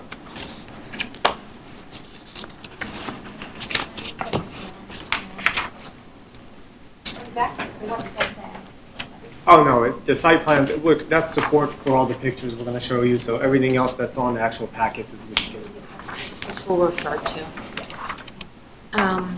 So first off, the board had required to get signatures from affected neighbors, which we had met many of them, or at least a few of them, years prior, and we've been able to keep in touch. And with that, just turn. Are you on this page now? Okay. So we're going to try to go over the aesthetics of the home first, in regards to the details about. And in regards to the details about grading and the engineering and additional details, Mr. Dalton will be able to address some of those points as well. I guess it's my turn to go. Yeah, there you are. Thank you. Okay. I'll start with the aesthetics of the home and basically first show you where the home's actually placed.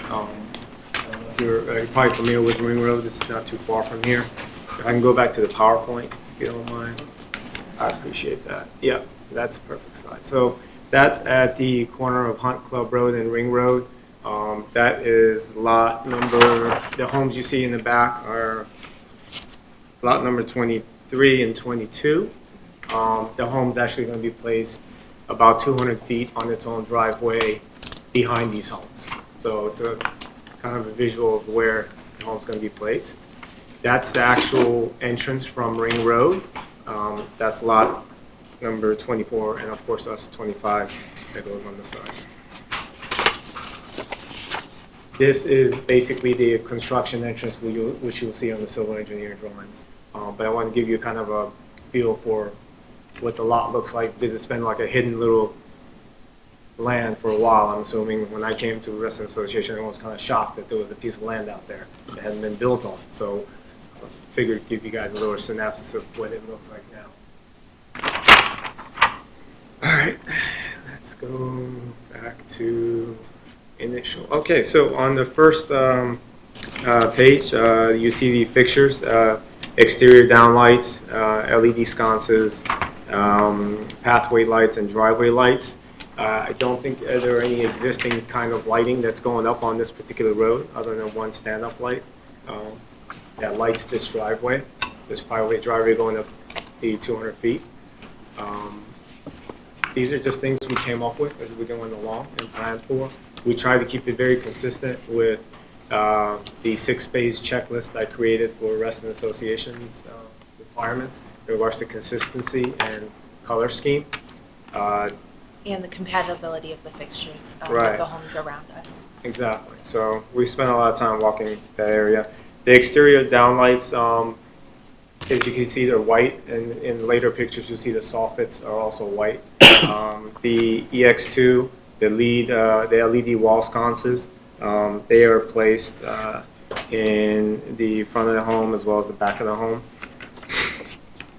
The pathway lights, did that for a little bit of, they will be actually in ground. They're not necessarily above ground. They're literally protruding about 2 inches above the ground with 3 wattage, 3 watts of light, nothing too, nothing too illuminating, just a little bit of lighting for the pathway of the driveway. And of course, the driveway lights are there as well, FEX4. And FEX3, I'm sorry, with the pathway lights for the staircase that goes up into the home, built into the staircases. the 4 or 5 steps that go into the landing area. Okay. Outside elevation on the next page. I was going to flip those, but I guess this will do.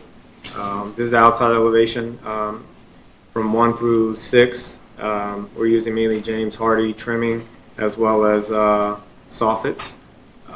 We've chosen a more smooth finish for the trim as well as the soffits and siding. We have samples of the siding and all that as we go along. I'll go ahead and show that to you. Side elevation will have the siding with the wraparound brick that I will also show. Actually, that's not bad enough. This is the main brick. It's Acme Cape Cod. We chose a more traditional, older feel for a brick. We went around the neighborhoods. I'm not sure if the board's had a chance to look at all the neighboring homes that we've taken pictures of, but it's on the Dropbox, and I do have them here if you guys want to see them. That's the stone. The brick. The brick. Sorry.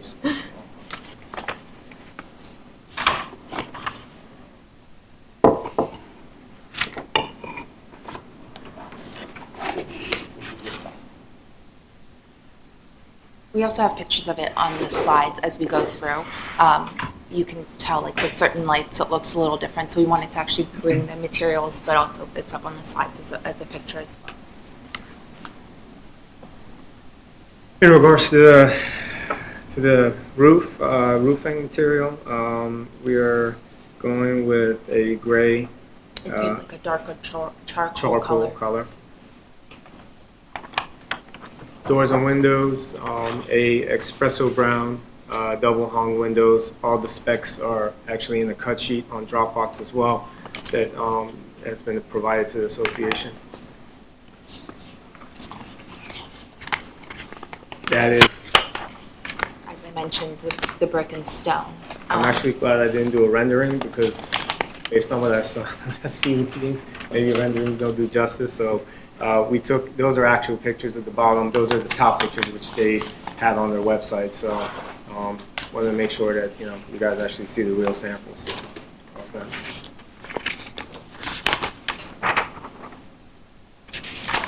Decking material. Back for the deck. This would be the siding. Yeah, and gray ones. These are the colors that we've chosen for them. Rex decking, of course.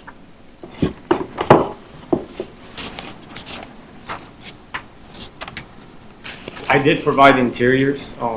In the presentation packets In the presentation package that you have, you can see where the outline of the home. They wasn't required, but I still included it. So if you guys want to get a feel for the layout, it's there. All right. Okay, we're going to get to the civil engineering side. That's out of my scope of my understanding, so I'm going to have Mr. Dalton give a brief overview of that for you. Would you mind if I pointed at the turn to sheet two, I guess you said.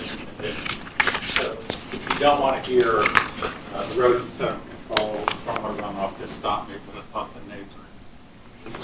So go to sheet. I'll bring it up from here. That's good enough one. In the existing condition, contour line spot shot, runoff comes down from here, flows into lot 4, and continues down the driveway through lot 23 and eventually into Ring Road. In the proposed condition, we changed to sheet 4 of the grading plan. I'm going to have to use the main. They have them in their packets. I just didn't run a PowerPoint. They have it in the other one.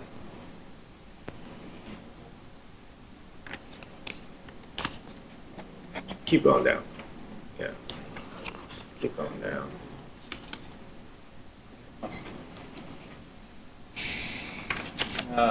That's good enough there. You can't really see it that well, but I'll show it to you. This is a plan that is grandfathered currently under the CREAT July 1st, 2014 stormwater stormwater regulations, where at that time, you went out and tested for an infiltration trench site. It failed because this is 4 to 18 feet of fill over the entire lot. Can't do infiltration trenches, fire retention basins, rain guards, fire retention filters on fill.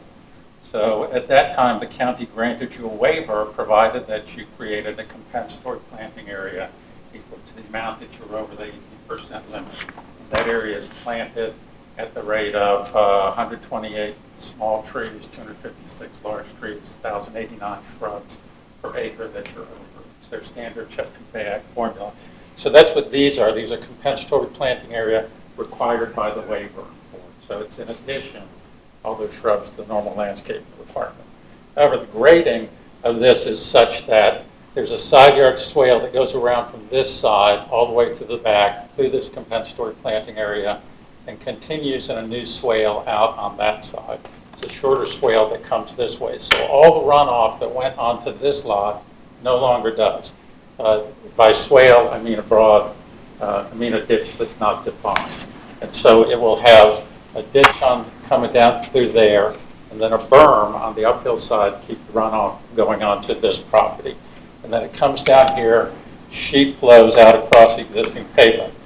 The one item that is not in your plan that Fairfax County required at the time that they approved this is that at the very first step in construction, before there's any demolition, the owners are to construct a rolled curb, asphalt curb, at the bottom side of the existing asphalt driveway in order to force the runoff that now goes into this lot. And I haven't been out there since 2014.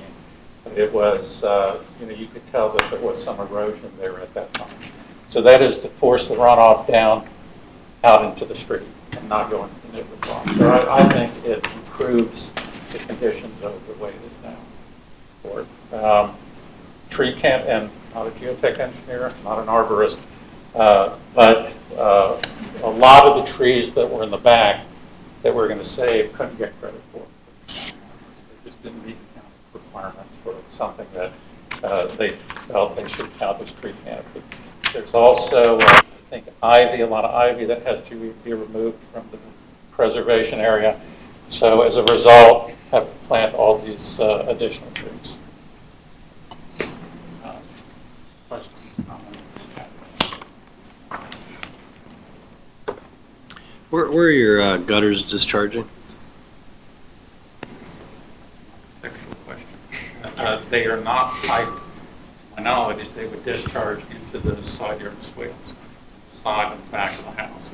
They, I don't believe they're piped underground at all.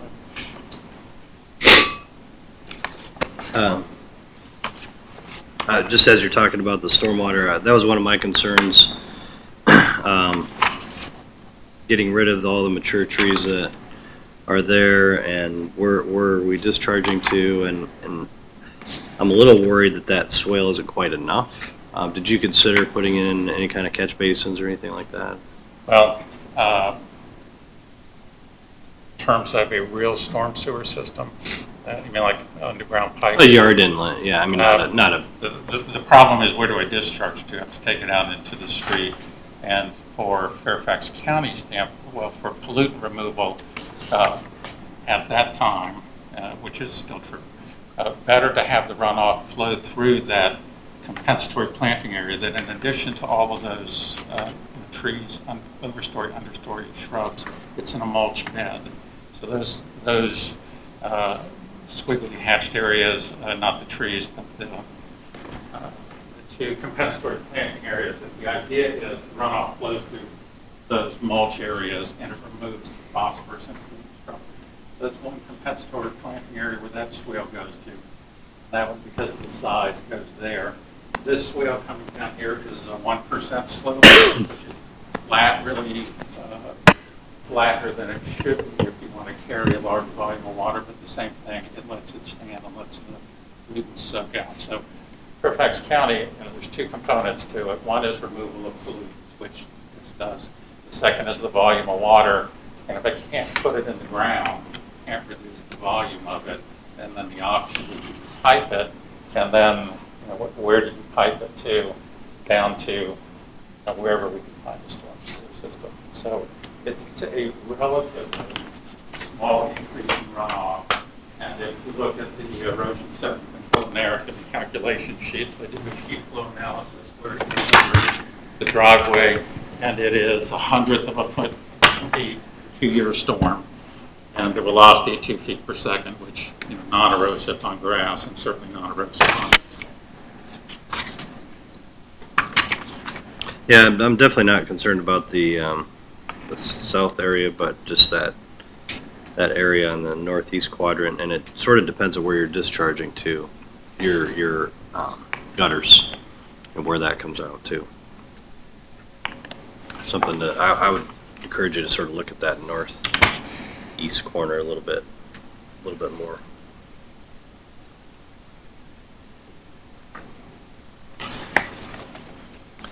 Anyway, since you were talking about stormwater, that was a question I had.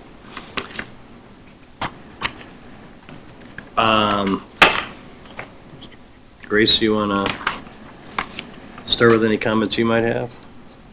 I just have a couple of questions. You're connecting the proposed driveway to an existing driveway on the lot, on that same lot, and then you're going to incorporate a rolled curb that goes all the way down to control that runoff. Can I change to sheet 4? Is there any chance of...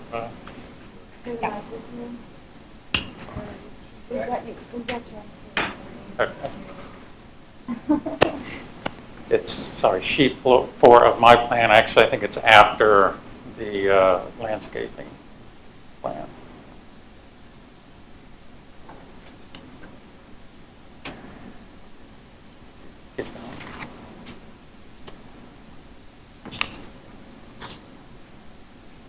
Maybe, well, before you leave this, also one of the conditions of the county way for erosion sediment control was not silt fence, but super silt fence, which is chain link fence with silt fence behind it, which is much stronger, doesn't get knocked over. So all of that is on the lower side of it. That's my Chesapeake Bay waiver, but so it doesn't show on this one because it's on the actual approved plan. But this is the existing edge of pavement up through here, coming up through here, the existing driveway, which is, you know, actually on their property. So I believe we can hold up my plan and see from about there, all within the easement, the ingress easement, all the way down to there, is to be installed a rolled asphalt curb, you know, not if there's any driveway entrances there. So the runoff that I have sheet flowing here then gets forced down to there and not into the neighbor's yard. Can I ask a question? Is that allowed? Well, yeah, you'll have a chance to. Are you an affected party? Yes. Yeah, we'll go around real quick and ask some. runoff is on my property, so that's why I was asking. Yeah, you'll have a chance in just a moment. We'll just go around the board real quick, and then we'll give you an opportunity to speak. I'll No, postpone my comments till later, till I hear from the affected party. Okay, sure.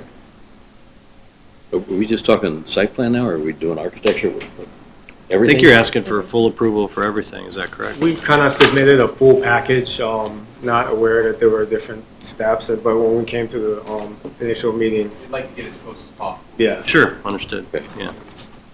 I'll leave See what we can do. some of the site stuff to you landscape guys.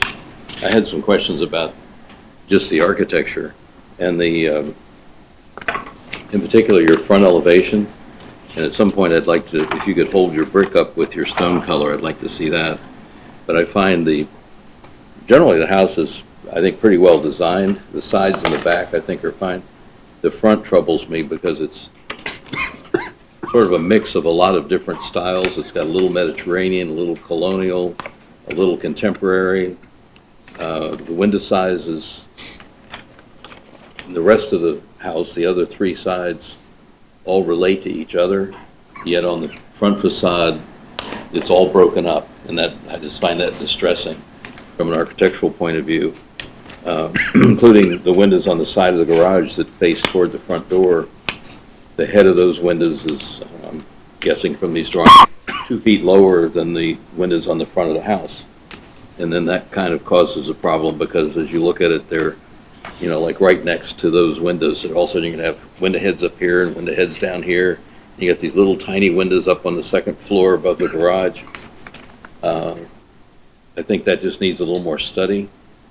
I think one question was, is the stone that shows up on the rear, is that the same stone as what's on the front? Correct. Okay. The sort of large area of brick you have frequently in houses like this, particularly since it's sort of facadism where you put all this into the front of the house with all the brick, you lose some. I think you would add something if you could articulate the brick a little bit and perhaps do some kind of banding or almost anything you could do there, because it's just sort of a sea of brick, and white brick has never been my favorite. It's very hard material to work with, and that's why I wanted to see the brick and the stone together again in a second. I think the garage comes across as more of a colonial thing. The entryway with the big arch comes across more Mediterranean, and the other stuff, it doesn't have the same zip that the rest of the house does. I mean, the rear elevation, I think, is a great elevation. That looks great. The sides are the sides. But I think if the whole face of the garage, for example, appears to be all brick, the roof sticks out, it's hard to scale, I'll say a foot to a foot and a half. And yet you're showing sort of a relief of small roof going back. It looks to be about 4 or 5 shingles deep, but in a foot and a half, you're going to get about 2 shingles. So I think, you might want to think about metal perhaps or something else in there. I think that's going to be real awkward. And then having the brick up in the pediment, it might help if the pediment above the garage wasn't more brick. But I think that's just, again, that's kind of up to you. But I think the arched element is so out of context with everything else.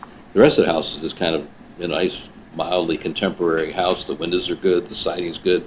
I think the stone's good, but the front distresses me. I think, like I said, brick banding perhaps. You're showing a couple security lights, and I just want to make sure that the security lights are where they need to be to match the guidelines, which is up in the soffits that overhang. And I guess you have one down on the garage that's just underneath that little bit of projected roof. And as long as that's up on the underside of that projected roof, that's okay. And you got one up at each corner of the house and in the back.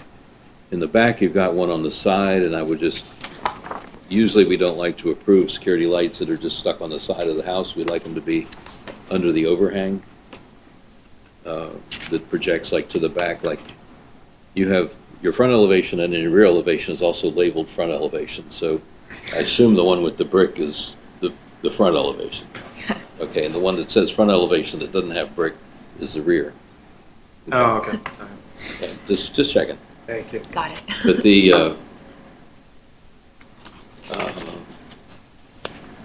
I guess the other lights are all recessed, so that's okay. Yes. But the window sizes and, the facades normally, some things have to kind of line up and there's some logic to them.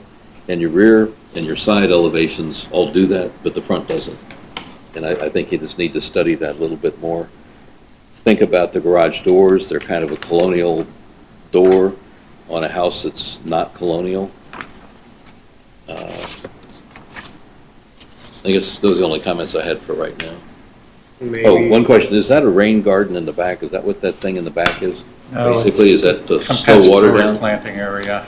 I mean, the area that you kind of clean out and then you put back. Is there a rain garden required for this? No rain gardens because of the soils. It's the compensatory planting area that he was describing earlier. I thank you, Mr. Roseberry. Okay, those are my only questions, comments so far. So I have a concern on the grading and the drainage on that area to the northeast of the house, the flat slope area. I have a similar condition at my own personal house where I'm collecting drainage from my neighbor, and the flat areas are rough, and you try to deal with it later, it's really tough. So I would highly encourage you to work with with your civil engineer to do something a little bit different there. Try to get the water out of there, because otherwise it's going to be, either it's going to affect your neighbor or it's going to affect you negatively, and gets mushy and swampy and bugs and just lots of things you're not going to want. And once you grade it, then it's going to be tough to deal with later. So it's not the end of the world, but I think it's something you could tweak a little bit and fix. Barbara? I had a lot of the same reactions that Richard had, especially with the design of the house being a bit jumbled, pulling from a couple different design styles. And I don't know if that's because you were trying to, you said you looked at a bunch of other houses in the neighborhood, perhaps you were pulling designs from them, but I don't think it turned into a very cohesive design. All the different window shapes and sizes, and on some sides they don't relate to each other. I just think that, and a lot of the comments that Richard already said about the, the garage doors and the archway and the stone veneer contrasting with the brick, and I just think that your architect needs to work to kind of enhance and hone the design from what's being presented tonight. I'm going to build on what Barbara just said and what Richard said earlier about the architecture, and try to put some specifics to what bothers me and why I wouldn't be able to approve this. I think they've both spoken to the sort of lack of harmony, both within the design of the house itself. The back doesn't really seem to be the same house as the front at all.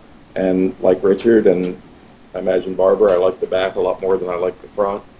The front is just an awful lot of brick, and then with those double-hung ranch-style proportion windows, that to me is an unfortunate kind of aesthetic. It lends to this lack of harmony in that front elevation as far as I see it.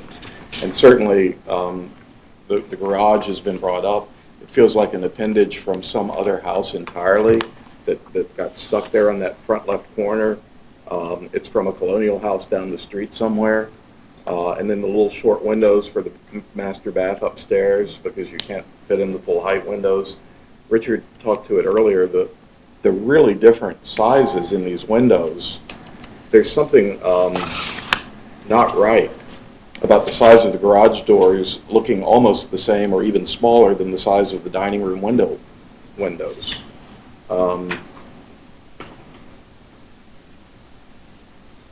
I think the house looks really tall. I was looking for some floor-to-floor heights, and I found some height things on sheet 4, our favorite sheet 4 of 11. Has some heights on it. It appears to me that the floor-to-floor height is going to make this building, this house, really look massive compared to the rest of the houses in that neighborhood. I think there's more ceiling height on both floors, perhaps, than is needed. Another building on one of Richard's comments, that front elevation is just very flat, and yet there's so much movement and so many roof things going on both the side elevations, the rear elevation. Why is the front just so flat except for the garage that's stuck on there? I think it really does need a second pass by the architect. And I would look at the rear elevation and try to bring that around to the front. And just to say, I've never personally been a fan of mixing brick and stone. They're both masonry, load-bearing types of heavy materials. And then when you use them in the same elevation together, to me that's, and plus then you have siding. And if you look at your side elevation right on sheet A201, you've got the little bit of brick wrapping around from the front of the house and a little bit of the stone wrapping around from the back of the house, and then a whole big siding side of the house.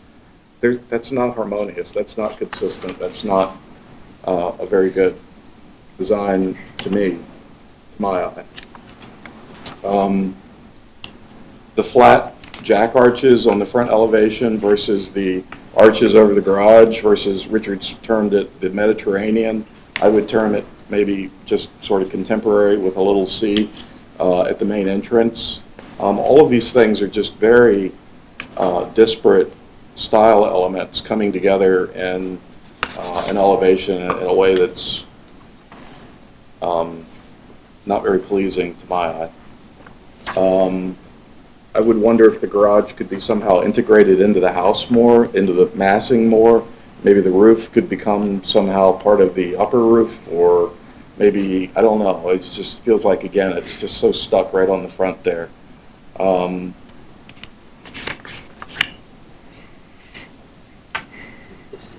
didn't understand something on the side elevation left on page A202. There's an extra diagonal line.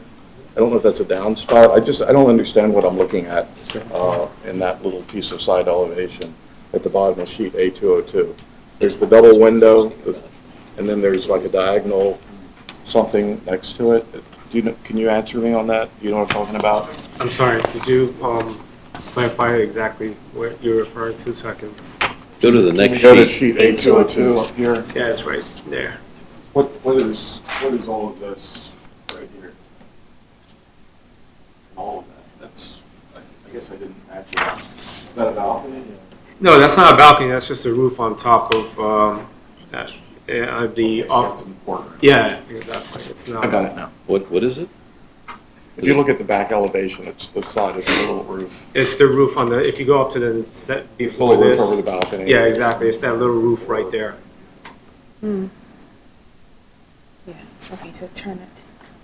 I mean, I would, This thing right here. I think you could make this house a lot more attractive, letting go of the brick entirely, finding the right stone, and then using it with siding. That's just a personal comment for what it's worth.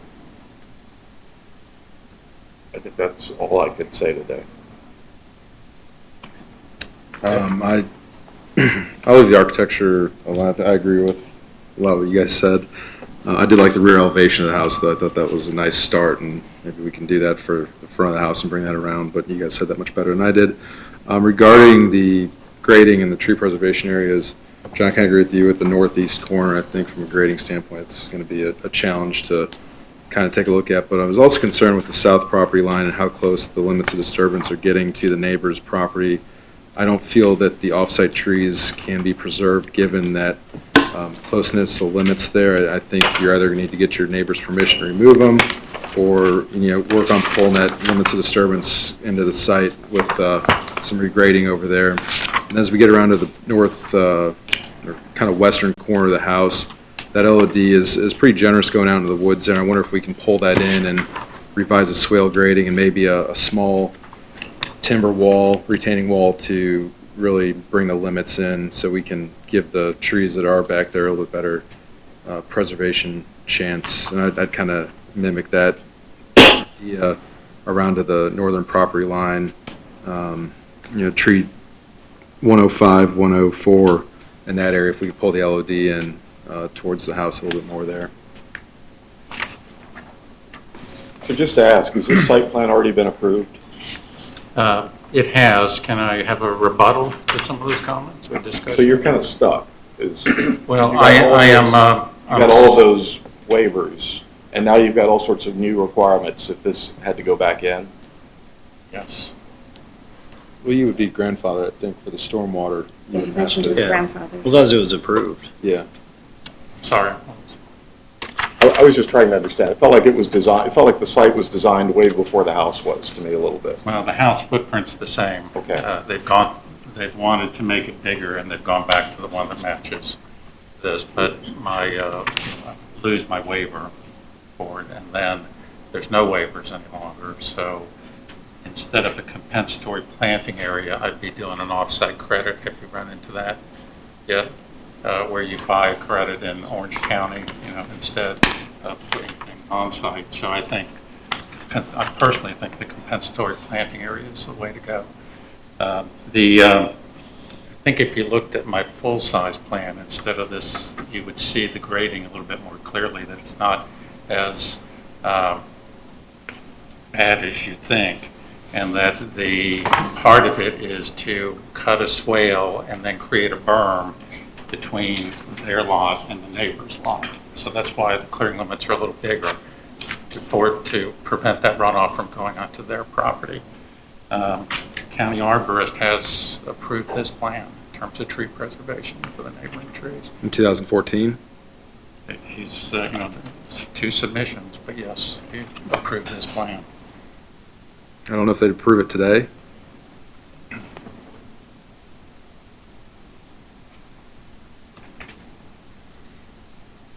But we still have to hear from the affected Anymore. parties. Do you have any other comments?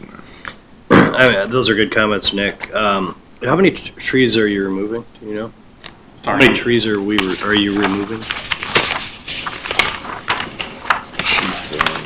I don't know if I have that number, but let's call it a lot. Because the whole building envelope is trees now. There was a highlighted sheet, I think, that had it. 63?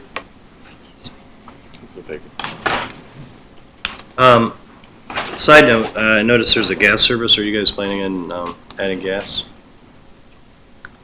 So I just added gas, so I had to. It took a lot of effort. So if you're planning on it, I would do it now. Yeah, we're gonna plan on doing running gas line all the way. That's on one of the plans. Gotcha. I just see it stopping there. That's okay. I guess we can hear from our affected parties. Could I respond Yeah, to a sure. little bit of the concerns before? In regards to the front elevation, I have to admit, it was a mixture of me and my wife's opinion. If I had left it up to her, you guys would be approving the front elevation, but she designed the side and the back. The windows, I got grinded about yesterday, so they're changing in the front. We recognize that the front's a little bit off. The arches are already going away. Sorry, I have to point. So everything that you've actually mentioned about the front elevation. We appreciate. Yeah, So she we do appreciates a understand. lot because Thank you. it's all going away. I feel like I have your support now. So. Yeah, thank you for that. But yeah, the front's gonna change significantly in regards to the window sizes, the proportionality of how the side. It just looks like it's 2 houses in one, and she's kind of right about that. Very right about that now. So the front elevation is changing significantly. That was kind of my 2 cents in there, and obviously it's kind of fired that. I guess I'll be coming to the board a lot. Yeah, she's- for anytime I need your support. So to give you that, what your concerns are is exactly what my wife has already addressed with the architect. So that'll teach me to stick to what I know. Great, thank you. All right, let's hear from the affected parties. You just come up one at a time and tell us who you are and your address, please. You can step up to the podium. Hi, yeah. I'm John Lamro, and I'm at 11013 Ring Road. So sort of a little crux at the, I guess, the south end of the property. Here on the south side? Yeah. Lamoureux, Yeah. I'm sorry. Lamoureux, yeah. Yes. And my wife Megan, yeah. Lot 26. Okay. Yeah, I just thank you, board. Thank you, new neighbors and chair for having us here. And we really appreciate, my wife and I appreciate the opportunity to speak. We had some concerns, primarily about the loss of mature trees, and if there was anything that could be done about some of the ones that were closest to our property. We think they're good at, we look out on them and we really appreciate them, and we're not sure why some of them had to be taken out that are right on that are not under the driveway. I know roots are an issue, but if the driveway were moved over just a little bit, it would be able to preserve those. I went through the Chapter 12 of the Fairfax County Public Facilities Manual, which is all about the trees, and was comparing it to the tree plan and the compensation. And one thing concerns me about the design of this, and that's that I don't think the trees are to scale of the ones that are actually on the design plan. And if they're supposed to follow the Public Facilities Manual, they're not accurate. And I had a problem with that because the only way you can get the compensation to work out is to have a lot of smaller trees and then count the area plus the compensation that you get. But if they were actually to scale, they'd be overlapping a lot more than it looks. And they say a lot of times that they shouldn't be overlapping. The only other thing I have that it would be nice to know just how big, I don't know how big the actual house is. I mean, there are dimensions for the height, but just in terms of the character of the neighborhood, how it is relative to everything else would be good to know. But thank you for your time. I'll let others speak. Thank you. Next, please. Do you want me to respond? You just let them all talk and then we can go from there. Kathy Hey, good Boyle, and we are on lot 24, which is to the north, I guess, of the property. So we are the ones that are most affected by runoff, but I also have to say that the Powers are affected. The runoff goes down their driveway. At the end of their driveway, it erodes the soil going down toward the street, down the hillside, and quite a bit of erosion has happened. Also, the Guglielpani family, who is directly across from them, has lost a significant amount of their yard to erosion from the water coming down. So my question that I wanted to ask earlier was, where is this little raised area? Can you show me again? At the edge of the driveway? I'm sorry, it is not in this and what you have, it's on my plan. So, If I give you this picture here of the houses, could you show me on here where it is? So let me show you this one here. Wait a minute. The one with all the houses next to each other. Oh, is it here? Maybe we don't have it. Okay, where's the driveway? Driveway, this is the existing asphalt driveway. Okay. It's kind of like that, the eastern edge of it, and goes down into the street. So That's exactly where it needs to be, but what, and then there's going to be a berm up here, right? this where those contours point this way, that's Uh-huh. the berm, where the contours point this way, that's the berm. So there's a berm, and you see those spot shots that I have here. It's a 53 contour, 53 on your side, 52 on the other side. So Okay. it's a foot-high berm. It goes all the way down to there until it gets back up. Now, my concern is echoes the man in the plaid shirt over there, that there is already a berm present there, and there are very big mature trees on it. And in order to do this construction, it looks as though you're going to have to excavate part of that berm, which means then that you've undercut the root system for the trees, and they will be falling on our house come the next big windstorm. Well, all of these are to be removed, all the trees. Now, I'm talking about this, our house is right here. Right. Okay, there's a berm that comes down here.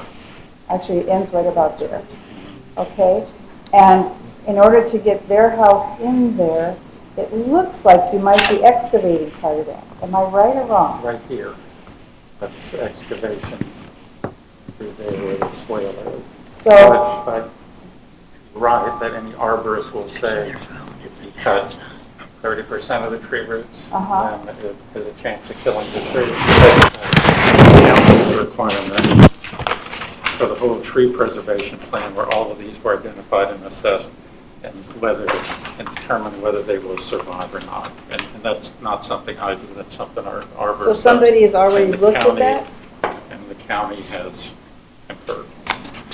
Okay, but there are no plans to remove trees on that, Well, right? There is a plan here that has trees that have been removed, Xed out. I did not see anything Xed out of what I looked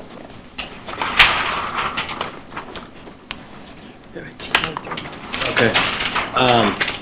Perhaps an idea would be for you to get together sort of offline and go through All the right. plans, and perhaps they can address your concerns, as neighbors. And a lot of times that seems to work out really well too. If there's questions, you can sit down and chat about it. And answer Right, but as far as you approving this, I have to be satisfied that we aren't going to have a big issue in the future with the tree crashing into our master bedroom in the middle of the night and we're crushed, Because that's where our bedroom is. Yeah. Yeah. I am all in favor of no crushed Reston members. Yes. Second. I don't think I want to kill any of our neighbors. For the this record. house, to be honest with you. So. So anyway, that was my big concern. Don, was there anything else? Okay. Very good. Thank you. Okay, thank you. pledge your comments. Josh Powers, 11005 Ring Road. It's lot 22 from the map. So we're also a recipient of a lot of the runoff, and it's almost constant. I mean, after any non-trivial rain, the runoff is 3-4 days in length. So, I mean, there's a significant amount of water underneath there. That plot has quite a history of people attempting to build and not being able to build. And that's why nothing has been built there since the 70s when it was, first zoned for it. So we have a concern that the expense of dealing with the situation in there is, such that there's a risk that this project will be abandoned, and we just don't want that to happen. I mean, we want to have new neighbors with a happy, house, but not have to give up halfway through because of the complications from this seemingly, very nasty plot. And so I appreciate there's been a lot of conversation about it already, but that is our concern. Another less, disastrous concern is simply the use of the driveway for equipment. It's an okay condition driveway right now, but that's going to tear it up completely, and I want to make sure that we have an agreement in place to replace the shared driveway from the construction equipment. I assume there's an easement over it currently? Sorry? Is there an easement currently over that driveway? Yes, there is. Okay. Thank you. Anything else? No. Great, thank you. Okay, would you like to respond, and then we'll go back around and Okay, so in regards to the size of the home, there is a one of the is it page 4? I don't know. Actually, on the cover page, existing conditions. There's almost 3,000 square feet that's used. Almost 10% of the land is already used because of that easement for all the homes. Proposed is adding an additional 1,585 for the driveway, and the entire house footprint is about 29% of the entire lot, including the easement percentage that's being used. That's on the main cover page. In regards to the condition of the driveway, I'm sure that it had. Do you guys remember when the last time it was paved?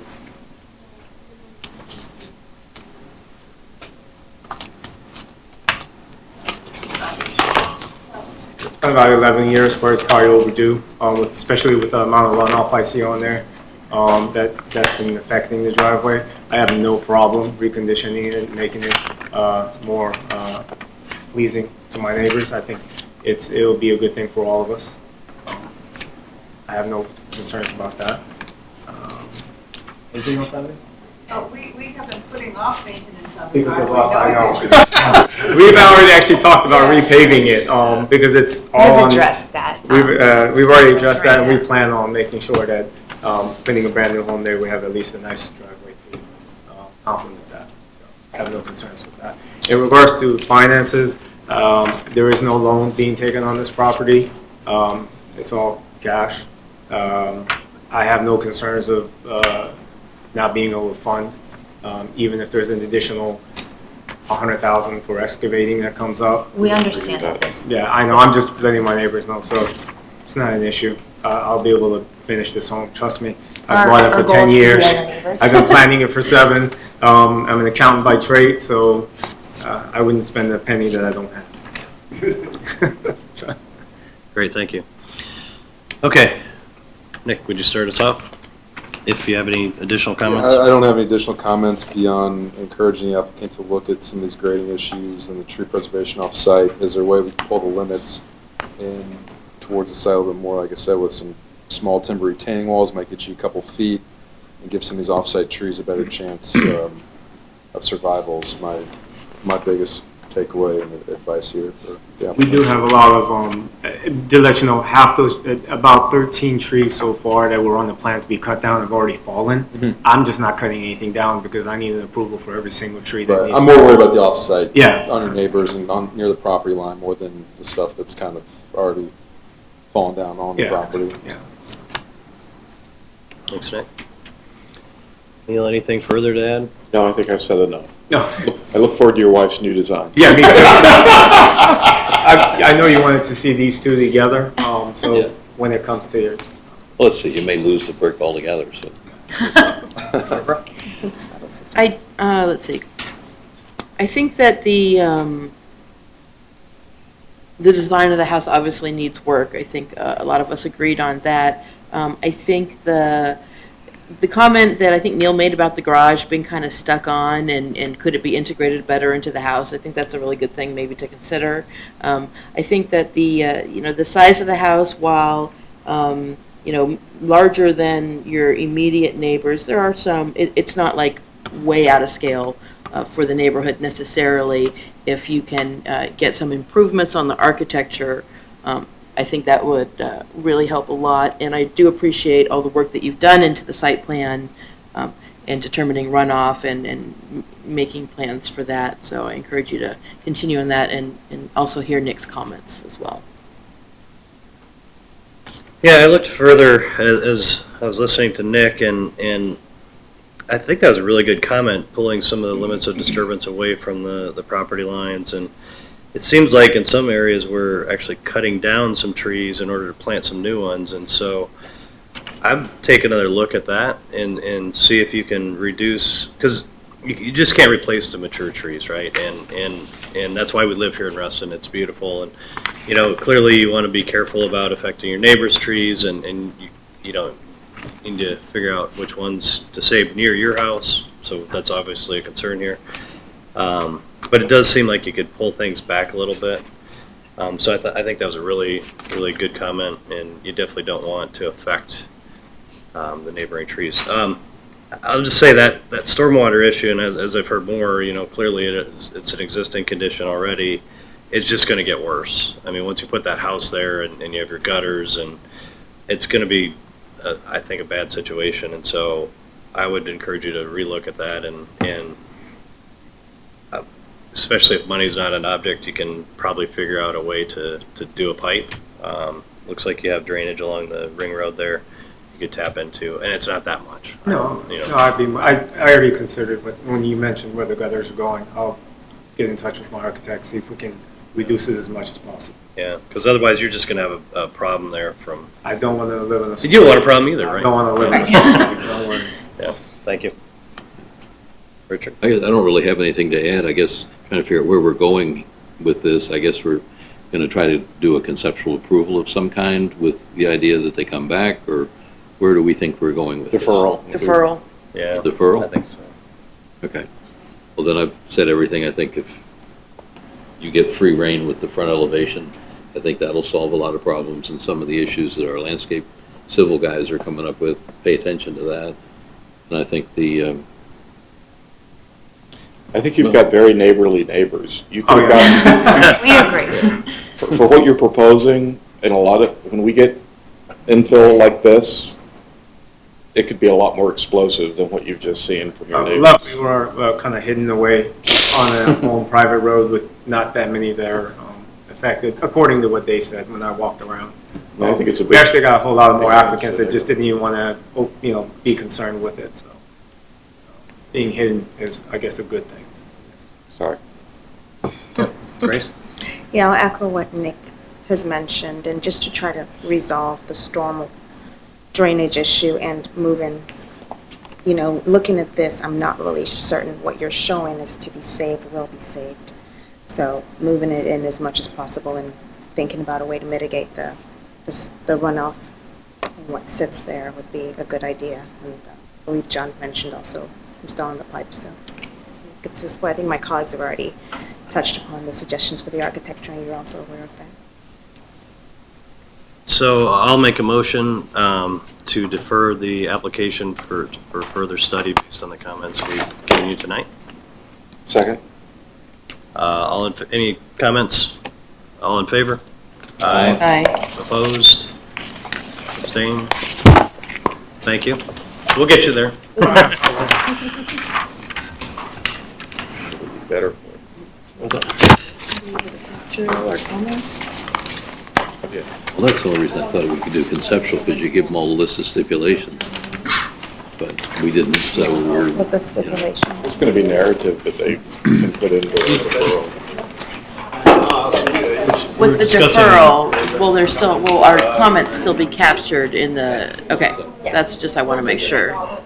So make sure the comments get. We could have included that. Nice people. Do you ever see this? No. Okay. No, look, so nice. Thank you. I'll make a motion to adjourn. Second. Was there, there's nothing else, is there? No, because Barbara just adjourned us. There's nothing more because it's 10:55. Okay. Holy cow. All in favor? Work on some design guidelines for. This meeting's over. Thank you. We're toast. Yes. As it was- No.